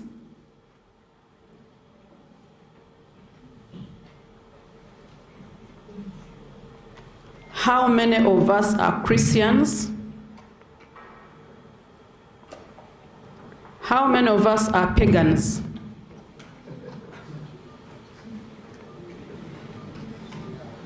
Okay. Now, Islamic Chamber of Commerce, just from that, you have a very big role to play. Because it seems we may be preaching to the converted. It may not do us good to sit here, a Muslim population, and speak about halal. Because the Muslim population already knows what halal is. And it is very important for us to demystify to all Ugandans, especially those who are not Muslims, that halal is not about Islam, that halal is not about Muslims, that halal is about the entire humanity, that halal is not about an Islamic faith something. Because for us, the Muslims, we already know the meaning and the importance and the significance of halal in our faith. But we need to change the way we look at halal, to change and broaden its perspective away from faith, but to rather to look at it as a technical barrier to trade. To look at halal not as a requirement for Muslim producers, processors, or business people, but rather as a quality standard that everyone involved in business, Muslim or not Muslim, requires to meet in order to put in place services or goods that meet the best quality. When we talk about halal, we talk about quality, we talk about ethics, we talk about integrity, we talk about trust. We talk about enabling trade. We do not talk about our Islamic faith. We know the pillars of Islam and faith. And we know that for us, all our activities in Islam have already been talked about in Quran. But today we gather here to talk about one very important aspect of Islam, that is tijara, or trade. And we are talking about trade. Why? Because we are all here in 2026, well aware that we have a target to meet as a country, which is a 10-fold increment in our economy.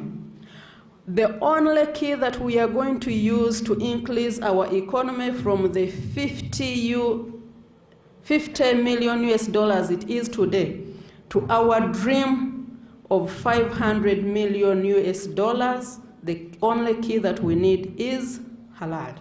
And that is what I'm going to demystify today as I try to explain Uganda's readiness as far as taking up that journey is concerned.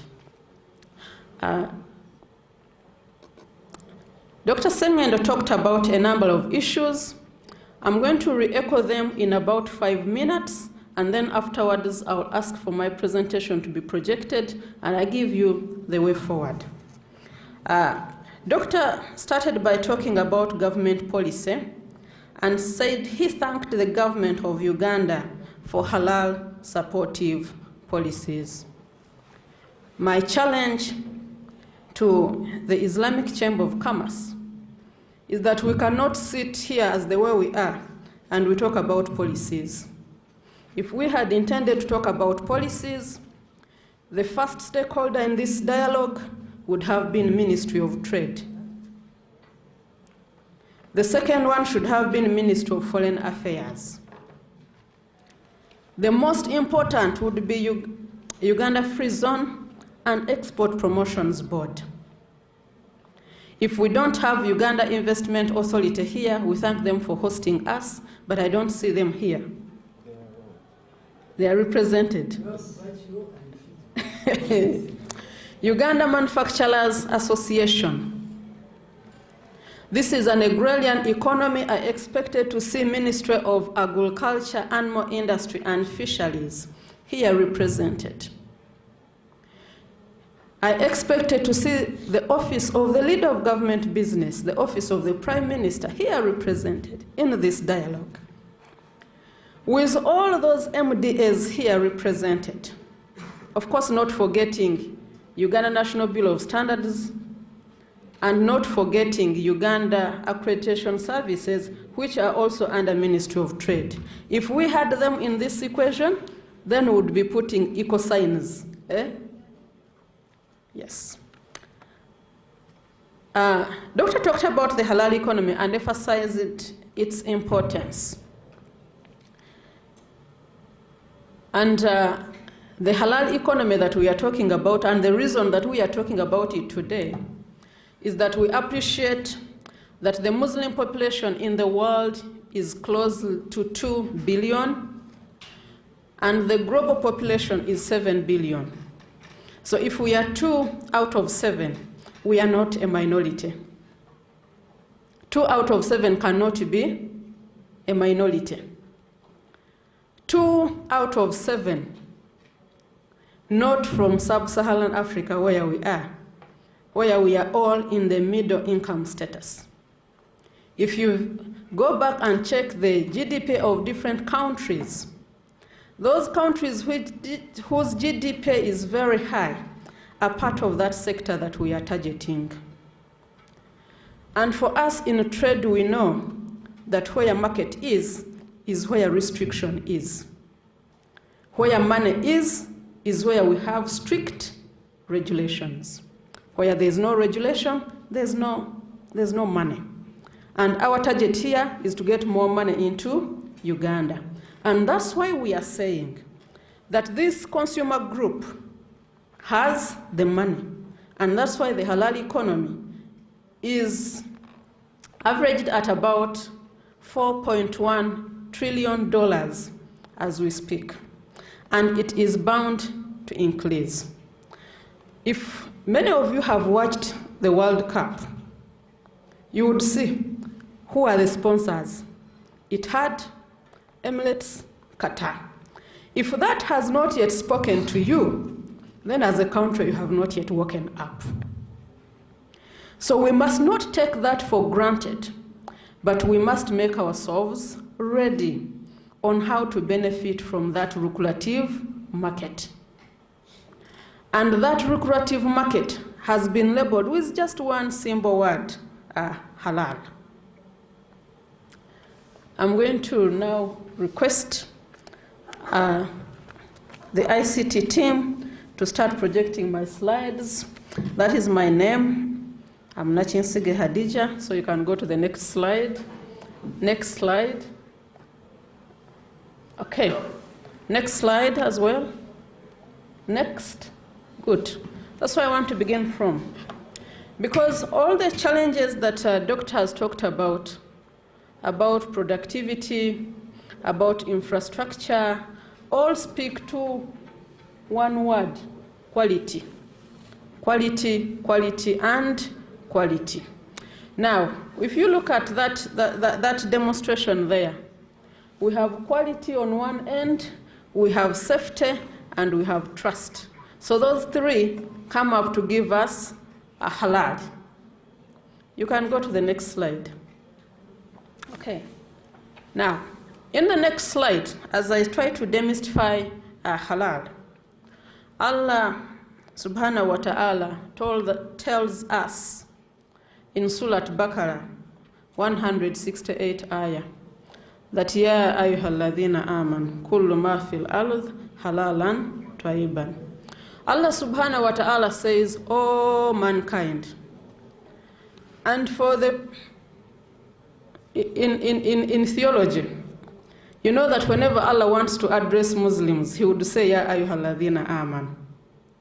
But when Allah says ya ayyuhan nas, it means he's addressing all of us, mankind. So when Allah was telling all his creatures to consume, to utilize, he said use what is halalan tayyiban. Next slide.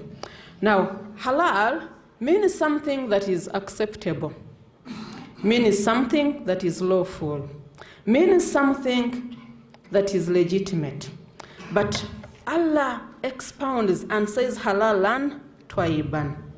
Now the word tayyiban means wholesome, means good quality, means safe, means trusted, means integrity, means faithful, means everything good in anything good. Everything good in anything good is tayyiban. And that is what Allah subhanahu wa ta'ala told us to consume, halalan tayyiban. Whom was he telling? His creatures. Because he says, eat what on earth is halalan tayyiban. So, I think we are aware of the traffic light. Simply means that whenever we say halal, we just say what God has given green light. And every time we say haram, we just say what God has given the red light. Simple for all human beings. Not for Muslims, but for all human beings. Next slide. Now, in simple terms, oftentimes when you speak the word halal, people look at absence of pork and alcohol. Allah has told us in Surah Maida, the 3rd ayah, that he has allowed us to consume, to utilize everything that he created on this world. Everything that God put in this world, he allowed us to eat, to consume, to use. Except just a few things, very, very, very few things, which he clearly indicated in Surah Maida, verse 3. One is the pig and its descendants. Everything that comes from the pig. Actually, in the Quran, Allah tells us not to eat pigs. In the Bible, Allah tells us not even to touch the pig. The other thing is alcohol. Allah tells us in Surah Maida, verse 90, that there is more bad than good in alcohol. That means that there is some level of goodness, right? But there is more bad than good. We cannot discuss the bad and good versus good of alcohol. We all know. And when we say alcohol, for the scientists here, we are not meaning to anything having an OH functional group at the end. No. We are referring to kamal, intoxicant. So here we are talking of intoxicants, that God forbid us from using intoxicants. Next is blood. The Wholesome Meat Act of the United States Department of Agriculture indicates that it is not acceptable to consume blood. In Exodus and Deuteronomy, when God was speaking to the children of Israel through Moses, God refrained the children of Israel from consuming blood. That's why you see the kosher certification very strict about removal of blood, to the extent of even purging the animal, spreading salt on it to make sure that not even the least blood,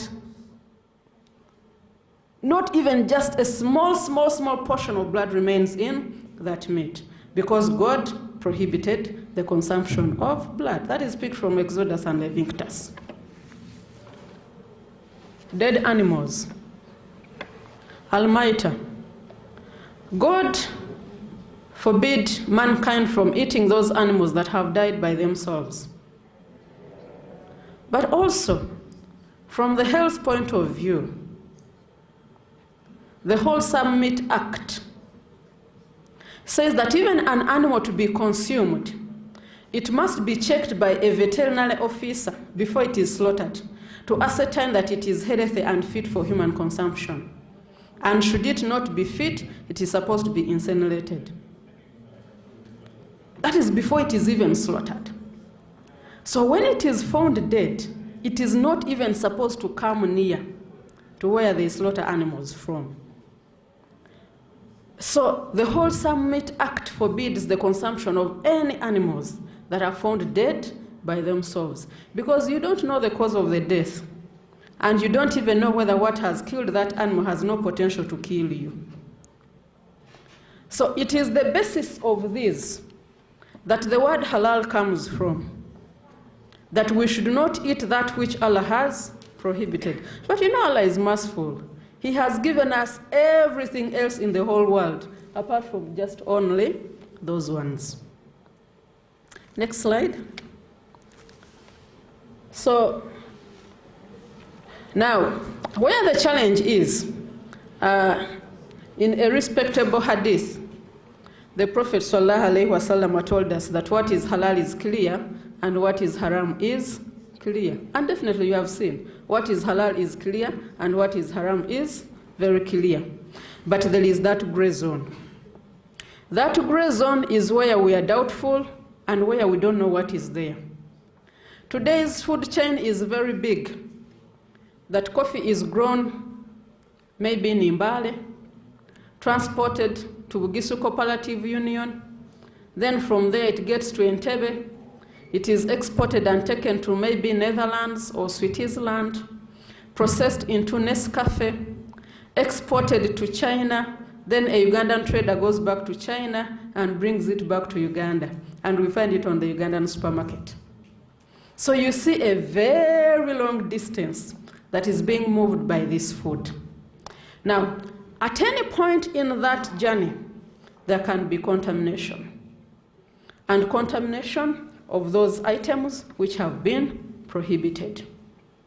And that's why the halal concept talks at from farm to fork.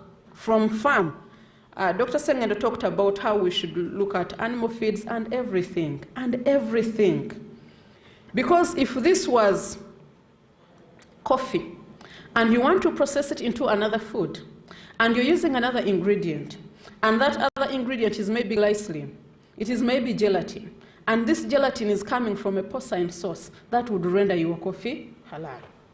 If you're going to do genetic modification of an apple, and you're going to use an enzyme, and that enzyme is coming from pigs, if you're going to make cheese, and you're using rennet, and that rennet was obtained from an animal that was slaughtered not following the halal method, then that cheese is halal. So there is a possibility that along that value chain, as goods move from the source to the fork, there's a possibility of contamination. And that's now where the halal standards come in. To identify for you critical control points where you should put control, such that never, at any one stage within that journey, does your product become contaminated with those prohibited items. And that's why we need halal at the farm. That's why we need it in the processing units. That's why we need it in the distribution. Because if you're putting in your fridge meat, and here you have pork, and here you have beef, and here you have, it is even likely that blood will ooze from one to another, and therefore the product is going to get contaminated. So halal standards have been put in place to address, to guide you on how to make sure that that contamination does not occur within your journey from farm to fork. Next slide. Now, ladies and gentlemen, I've said that Allah subhanahu wa ta'ala prohibited the pig. And I can tell you that Allah is Alim, is all-knowing. The only reason as to why we don't use anything from pigs is because Allah prohibited it. But that friend has got so many benefits that it can come to you in a way that you don't know. I'm going to use my brother here because he's a friend of mine. My friend, you can stand up. Assalamu alaikum. You see, there is a possibility that your shoe could have been made from a skin that is coming from pork, making it haram. That your belt could have been made from leather that is coming from a pig, making the belt haram. There is a possibility that the silkworms which were used to produce the cloth that you're putting on were fed on non-halal, and therefore your dress is not halal. There is a possibility that the soap that you used to bathe contained lard, which is fat from pork, and therefore the soap was not halal. There is a possibility that you can sit. There's a possibility that the toothpaste that you used to brush your teeth contained gelatin that was from porcine origin, and therefore it is not halal. There is a possibility, my sister, that the lipstick that you're using could have had glycerin, which is coming from pork, and therefore it is not halal. There is a possibility that the yogurt that you took in the morning had a stabilizer, which was coming from pork, and it is not halal. There is a possibility that the brush you used to comb your hair in the morning was coming from fur of the pig, and therefore it is not halal. So this picture is the reason as to why they are halal standards. This picture and the next one, you can put the next one. Maybe the next one will be better. Put the next one, next slide, good. Now when you look at this picture, it's talking about insulin that they inject in us when we go to hospital, when we have diabetes. Doctor talked about halal pharmaceuticals. There is a possibility that the sausage that we enjoy, the casing could have come from, from the collagen that is coming from the pig. Then it's just like everything. And we are told to seek knowledge from wherever it is. And if you respect that hadith, then you would know that we have a role to play to make sure that this does not happen in any of the products that we use. So if you see those 2 billion human beings on planet Earth demanding for halal certification, it's because they fear this. It's because of this that we need halal certification. It's because of this that we need accreditation of halal certifying bodies to demonstrate that they have the capacity, to ascertain all this does not happen in our goods that we use on a daily basis. Okay? I think I've demystified halal. Okay? So next slide, please. Next slide. Next. Next. I want to run away. Next. Next. Next. Next. I think Doctor had such a slide, so I'm not going to. Next. Next. No, first go back to the previous slide. Now, when you look at this, the primary meat industry, processed food, I'm not going to repeat any of this because Doctor talked about them. But I just want to pick up just one here, cosmetics and personal care, because we talked about opportunities. Let me ask the ladies here, who of us in Uganda has visited a salon that is halal? The men are barbed by men, but the massage is done by females. Haram. As they are treating your hair as a female, there is a gentleman who is being worked on. Haram. Many of us go to the salon because we want to do ghusl. How many of our salons have got facilities for ghusl for us, the sisters? So that means that there is a lot of need. So for those of you who are looking for opportunities, I'm looking forward to seeing the first halal salon in Uganda.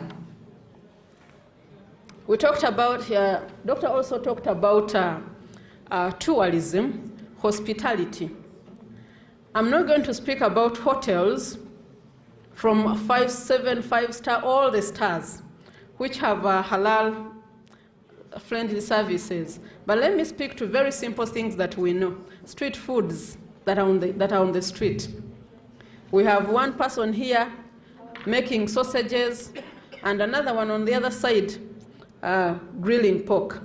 Now there is a possibility that the cooking oil from their side can end up here. It is the same pan, it is the same knife. In fact, you look at this gentleman who comes to sharpen knives. Have you seen that gentleman who moves sharpening knives? Are they halal certified? Or immediately after certifying for the pork joint, the next person is selling halal beef. And therefore, let's continue. So I see a lot of opportunities, not to talk about the processing industry, but even from within. Next slide, please. Now, let me talk more to that map. Friends, are you seeing that map? That map is showing where the biggest halal market is. I'm not going to go into the details of how much they bring because Dr. Sengendo elaborated. But I want us to look at that map, and you look at where we have the dark red, where we have 90 to 100% halal consumers. If you look at that map, that the largest part of that blue is either in Pacific Asia or in North Africa. We are looking for opportunities. AFCON is coming, 2027. And chances are that the majority of the players who are going to be in AFCON are going to be from either that dark blue or the blue. Because that's why we have Egypt, that's why we have Morocco, that's why we have Algeria, that's why we have Tunisia. We have Senegal on the other hand. We have Nigeria, we have Ivory Coast. They are all in that blue zone. Have we prepared ourselves enough to host AFCON? Have we? So we are looking for opportunities, members. If you have not yet seen this opportunity, then it means that as a country, we are not yet ready to tap into the opportunities. So if we think that we want to host these people, and we have not made our services, our tourism sector, our hospitality sector, our hotel businesses, if you have not yet prepared for this, brothers and sisters, the Kenyans and Tanzanians are preparing. And you know what? These countries have capacity to fly from Nairobi and come for a match in Nambole and go back. Because we are not talking about the Ugandan cranes, which will even use a bus that will get a challenge on the road. No, we are talking about Morocco. We are talking about Egypt. Are we ready for AFCON? We are looking for opportunities. Next slide. Next. Now. Next. Good. So let me talk a little about the legislation framework. And let me begin from standards. We are happy to note that the Uganda National Bureau of Standards has halal standards. It has devolved standards. It has a whole technical committee 411 halal integrity. And they have developed standards. The first halal standard in Uganda was developed in 2021 based on the Malaysian standard. Following that, there has been a shift to following the CIMIC standards because we are an OIC country.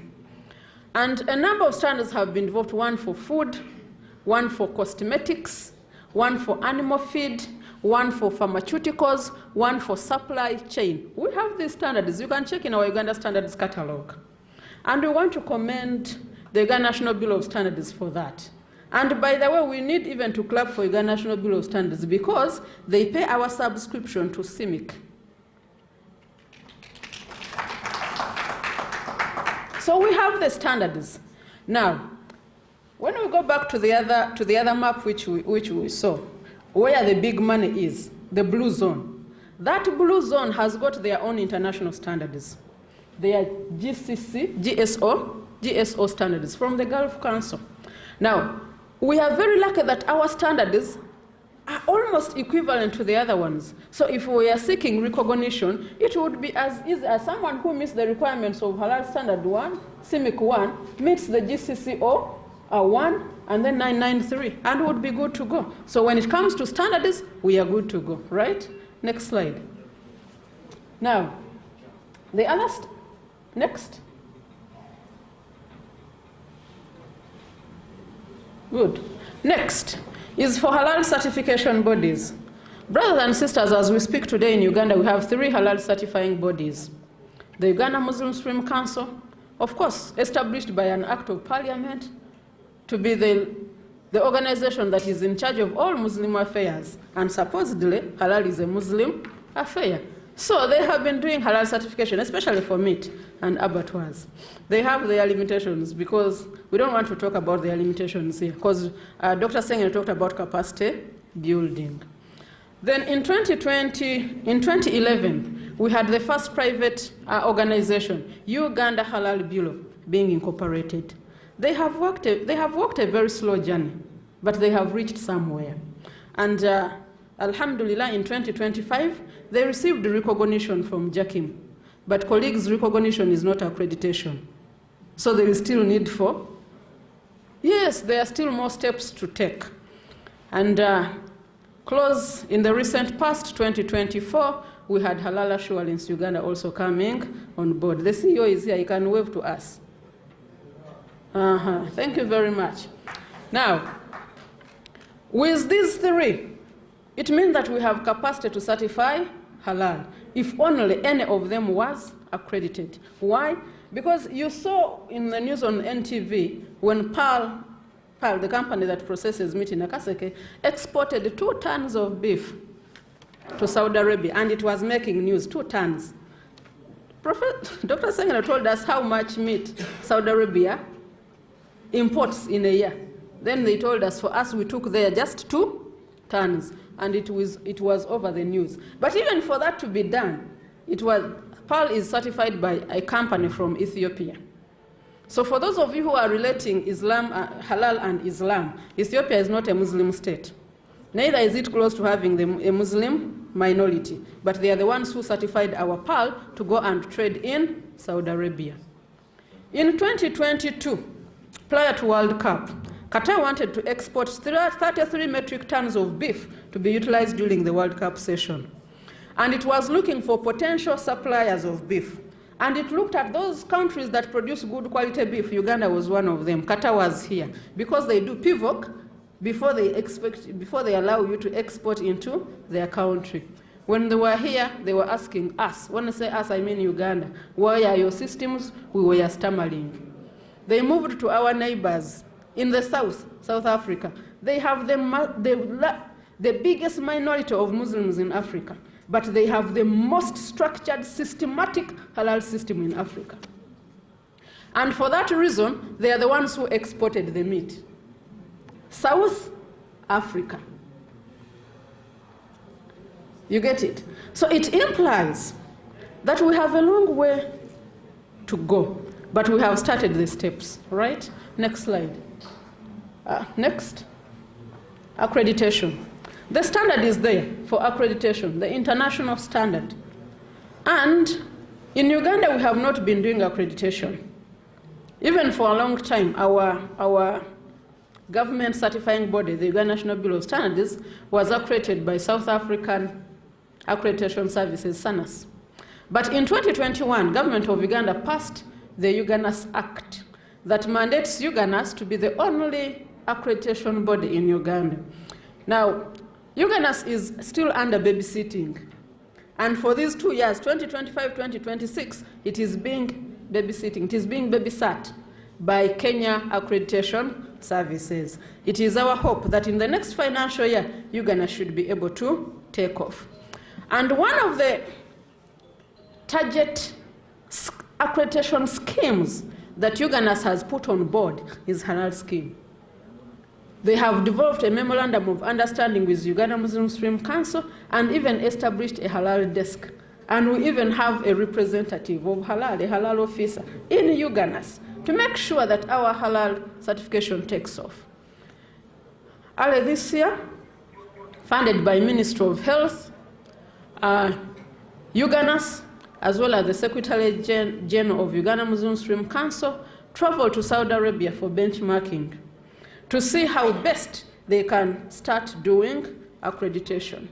You can imagine Ministry of Health is more interested in halal, in halal certification and accreditation. Why? Because they have so many. When you talk about health, you're talking about all hospitals and all laboratories where you go when you have malaria. They test you. Recently, there was an issue of DNA. You had DNA, where there is as true. There was some level of resemblance.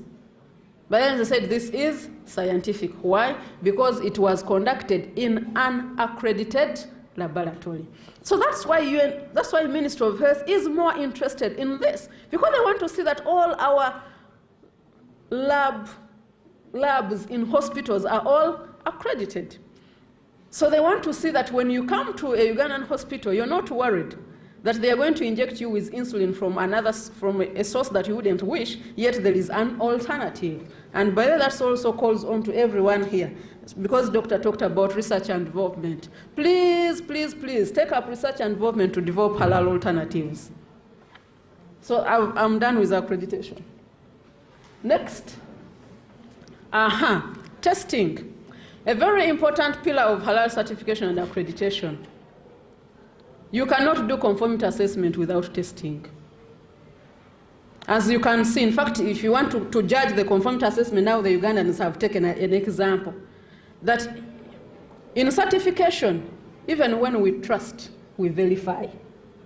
All Ugandans, for example, all Ugandans I can see had trusted resemblance, right? Until when DNA analysis verified. I can't explain that further. So that implies that in conformity assessment, when you say that this is halal, it has to be verified. Verified by what? By laboratory testing. As of to date, there is no accredited halal testing laboratory in East Africa. But at least we are glad that Uganda, we are taking a step. Recently, there is an ecosystem agreement that was signed between different players in the Ugandan halal ecosystem, and it gave the responsibility of testing and R&D to the Islamic University in Uganda. And I want to appreciate the management of Islamic University in Uganda, that they are establishing the first ever halal testing laboratory in East Africa. By the mercy of Allah, in the nearest future possible, as Allah will dictate, that lab will be functional. And that is going to take our halal readiness to another level.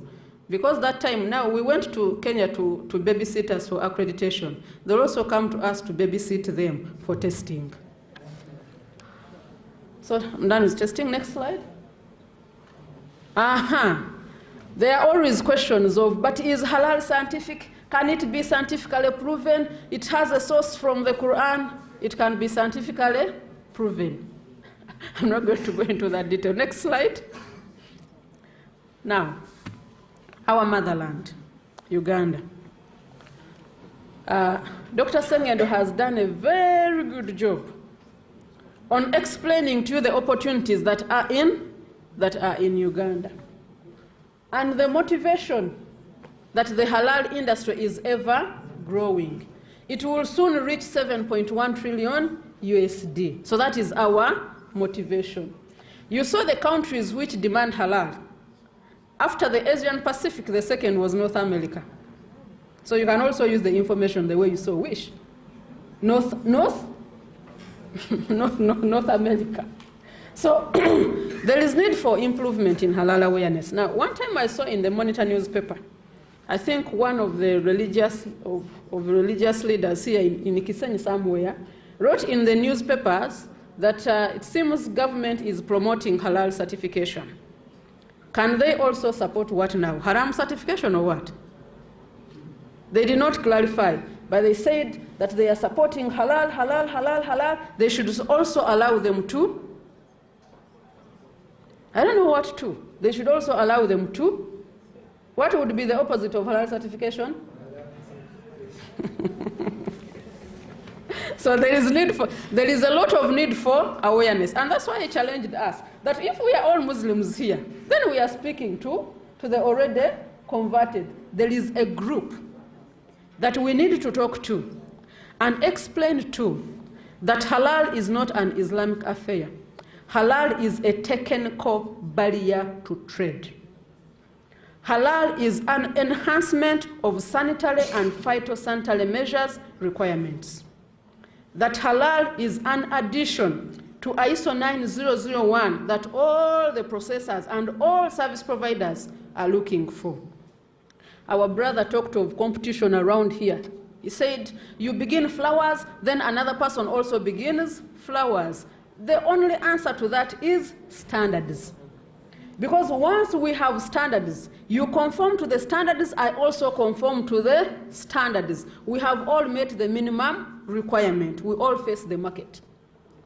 But if one of us is producing materials which are substandard, then we cannot compete. So if you want to compete, you must go halal. Because beyond the normal standards that we know, that are for quality and safety, halal goes another level.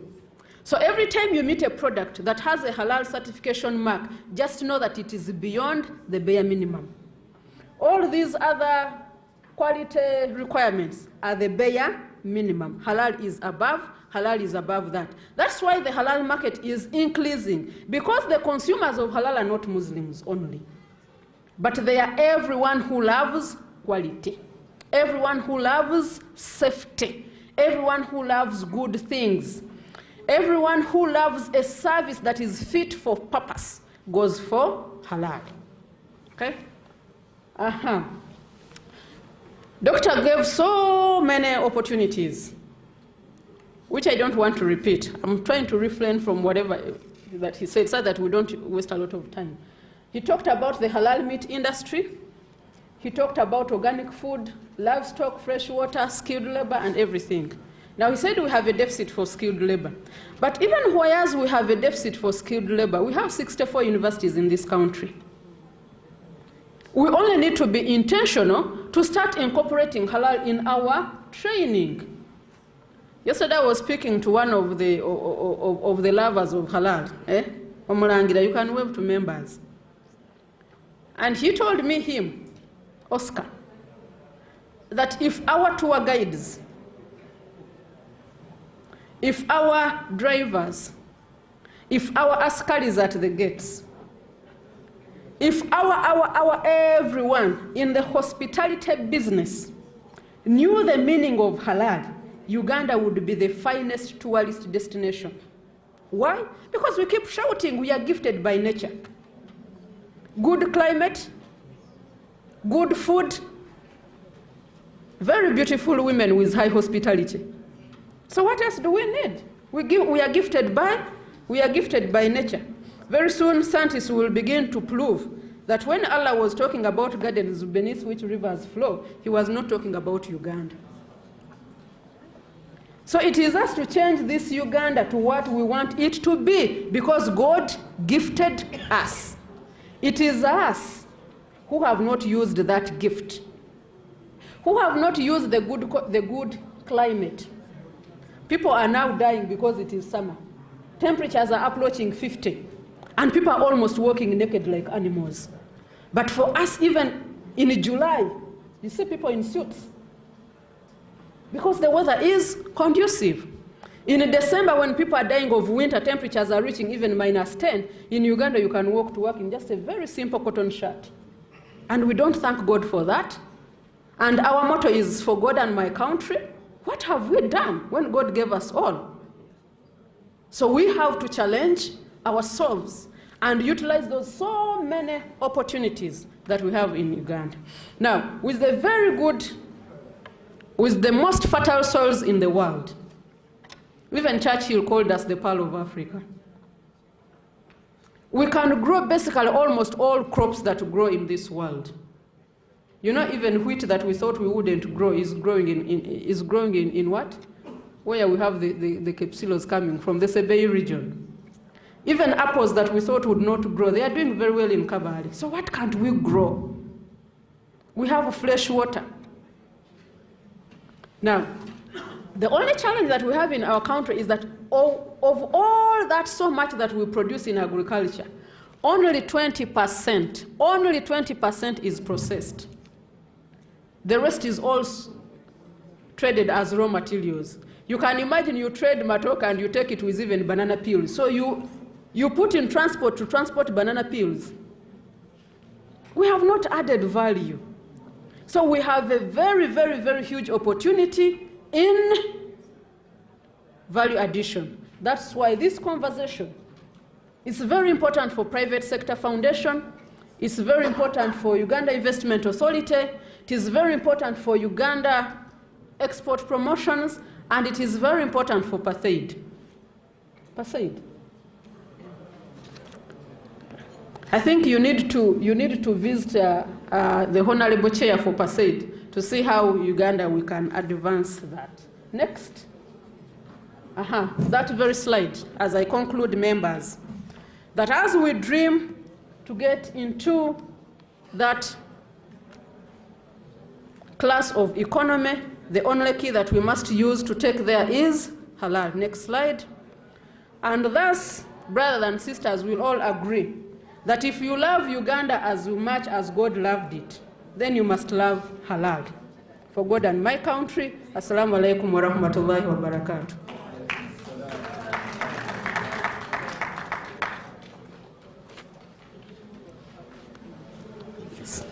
Please. Now, members, I'm going to summarize very quickly before I call our Vice President of the Chamber of Commerce to give a vote of thanks and close this. So now, I may not speak to you again because this will be the end. We thank you for that time, and unfortunately, we've gone beyond our time. So I'm going to request you, we have your contacts, those who have registered. And those who have not registered, you can register with Mr. Sekalala. We will contact you so that we can get your questions and we make sure that we respond to them. Our key takeaways today is that the opportunities are there. Now we have to build the capacity in terms of two ways: organizing trainings for members, then identifying stakeholders who are in the different sectors, and then connecting them to the businesses in the OIC countries that already have these opportunities. Members who raised questions about Islamic finance, maybe next time we will invite you to talk about that. Our main aim today was to identify the opportunities in the OIC for us and what we need to do to get there, and we think we've done that job. So we thank you for your time. Now I'll take this opportunity to invite Mr. Ismail Bumba, the Vice President of Islamic Chamber of Commerce, but he's also a diplomat at the Embassy of Malaysia.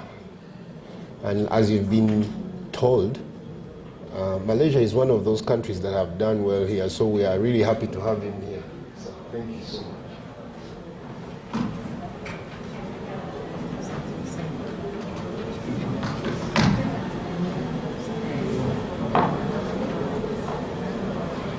Bismillah, alhamdulillah, salatu wassalam ala rasulillah. Assalamu alaikum wa rahmatullahi wa barakatuh. Mr. Secretary General, next time please make sure that you provide breakfast for these people, because their salam or lack thereof is indicative of, I think, lack of morning energy. But just for the blessings of the salam, please answer with more serious enthusiasm. Assalamu alaikum wa rahmatullahi wa barakatuh. Okay, so thank you very much, Mr. Secretary General, our physical and online audience, the facilitator, and all of you in your respective capacities. Mine is only to move a vote of thanks in my capacity as the representative of the President of the Islamic Chamber of Commerce and Industry Uganda, and the first Vice President, who are both not here today. But we would like to take this special opportunity to thank all of you, because these dialogues, this is one of the series of dialogues. We intend to engage so many stakeholders from across the different spheres and sectors. We've had associate professor from the academia. We had the honor of hearing from Dr. Sengendo, who is from the academia, but now he's actually the main person behind economics at the OIC. So we have engaged so many more. We have quite a good online audience right now, and thanks to advancement of technology, many people are listening to us from the comfort of their offices, homes, and also the comfort of Kampala's newest workspace, which is traffic jam. So, Professor Dr. Sengendo gave us an insight on the opportunities. Associate Professor Khadija has demystified what halal is. Our main takeaway today should be, first of all, that halal is not only for Muslims, because whatever is haram is bad for everyone. So halal is about the best practices, and whatever is halal is good for all of us. Now, the problem we have been having has been halal accreditation. I happen to be part of the team that represents Malaysia in Uganda, and JAKIM recognized Uganda Halal Bureau. We have the Halal Assurance, and we have other bodies that are doing this Halal certification. But there is something that Dr. Sengendo talked about. We lose much more competing and gain much more cooperating. And when I was studying global economics or global management, we were taught about something called co-opetition. It comes from cooperation and competition. And we are seeing this, for example, when you look at the telecom sector, you find that the tariffs don't differ much. You go to the petroleum sector downstream, they may not differ much. But it's because what I've been told is that the players know that the market is big enough for all of them, so they decide to work together to standardize. We have the East African community, or the East African economic integration that is happening right now. We have attempted so many times to supply the markets in the Middle East and everywhere. And sometimes we're never able, actually all the time we're never able to satisfy these markets. Whether it's labor, whether it's food, whether it's meat, whatever it is. But remember, we have the whole of East Africa. So, I'll take it upon myself as the Vice President in charge of international relations to see that we get other players in the halal sector, across the region, to see that at least, one, we learn from each other's best practices, but two, we work together and amalgamate and concert our efforts to make sure that we can feed and satisfy the big market that is out there. Ladies and gentlemen, as I thank you again for your time, your efforts and everything, please carry one message wherever you go. If it's anything, that halal is for everyone, and halal is good for everyone. Halal standards are the best standards. even when it comes to Islamic finance.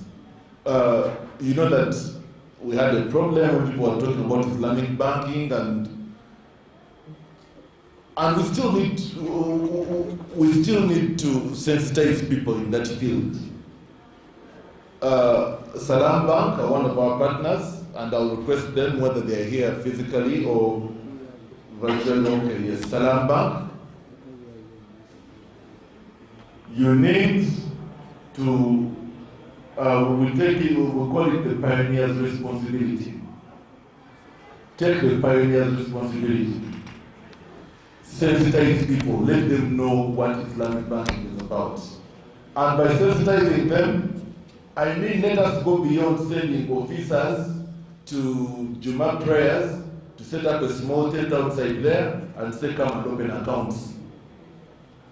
Sponsor people, Islamic banking experts, we have so many of them. Sponsor our initiatives at the Islamic Chamber of Commerce. We have so many Islamic media houses. One of them is AL-HIDAAYA Islam Media. We have Muslim channels, Salam TV. Make sure you sensitize people. It works for you when more people know about Islamic finance or Islamic banking. Otherwise, there are people who think that to have an account in Salam Bank, you must be a Muslim. There are those who think for a business to have an account in Salam Bank, it must be owned by Muslims. But this is a service that is for everyone. That goes even for your sister company, Tamim Insurance. Take the pioneer's responsibility to educate people. Because when you sit back and relax and think the market will come to you because you're the only one, someone will come, do a better job than you, and they will take the market share from you. So, you do that, break the ice, you're still the only players in the market, and we shall support you. You're the ones who are here. Your group has a very good pedigree. So I'm talking about even all the other players in the forex bureaus and everything. If you're the first in something, especially in the halal sector, please make sure you do sensitization, make sure you do capacity building, because you need the market, you need the labor, you need the whole ecosystem to work for you. Associate Professor, we are really, really, really grateful for the eye-opening presentation that you have given us, because people don't even know that there are opportunities just around us. I mean, you talked about AFCON. We all know that the biggest footballing nations in Africa are actually Muslim majority nations. We know, I'm very familiar with North Africa. These are people who are so sensitive about halal. You know, we are exporting milk to Algeria right now, but I want you people to imagine there are, this year at Hajj, there were about 1.5 million Muslims, pilgrims. These people, each of them must slaughter a goat or a sheep. Now, we have never concerted our efforts to find out how many goats can Uganda export. And when you look at Uganda alone, if Uganda worked with Kenya and Rwanda and DRC, can we make a good number of goats? Because what happens is that some of these goats, especially from Kenya, are taken to a certain country that I will not mention, and they're exported as goats from that country. They buy them for cheap, transit to another country, and then they are taken to wherever. But we have these opportunities. The doctor has spoken about, just look at the banana, the chitoke. From the Pumumpu to the Bogoya, I think even the Chikorokomba all have market. Yeah? Things that you may find, the chigaji that we are growing casually in our backyards, all these things have market. So as the chamber, we are learning and we are going to work towards letting you know these opportunities, but please also work with us. The halal certification bodies, we are ready to work with you. The halal finance bodies and everyone who should work with you. The associate professor, just to inform you, most of these entities that you're talking about have been very present online, and they are following very closely. But we are still going to generate a report, and we are going to share it with them, and we are going to have many more individual and collective engagements with all of them. These are teething problems we are having. You know, when a baby is still growing teeth, sometimes they cry and don't know why they are crying. So, yeah, we might have a few challenges, but with Allah's help, because of the goodwill, that the good niyyah that we are doing this, we believe that we are going very far. We encourage those in academia, Kampala University and the rest,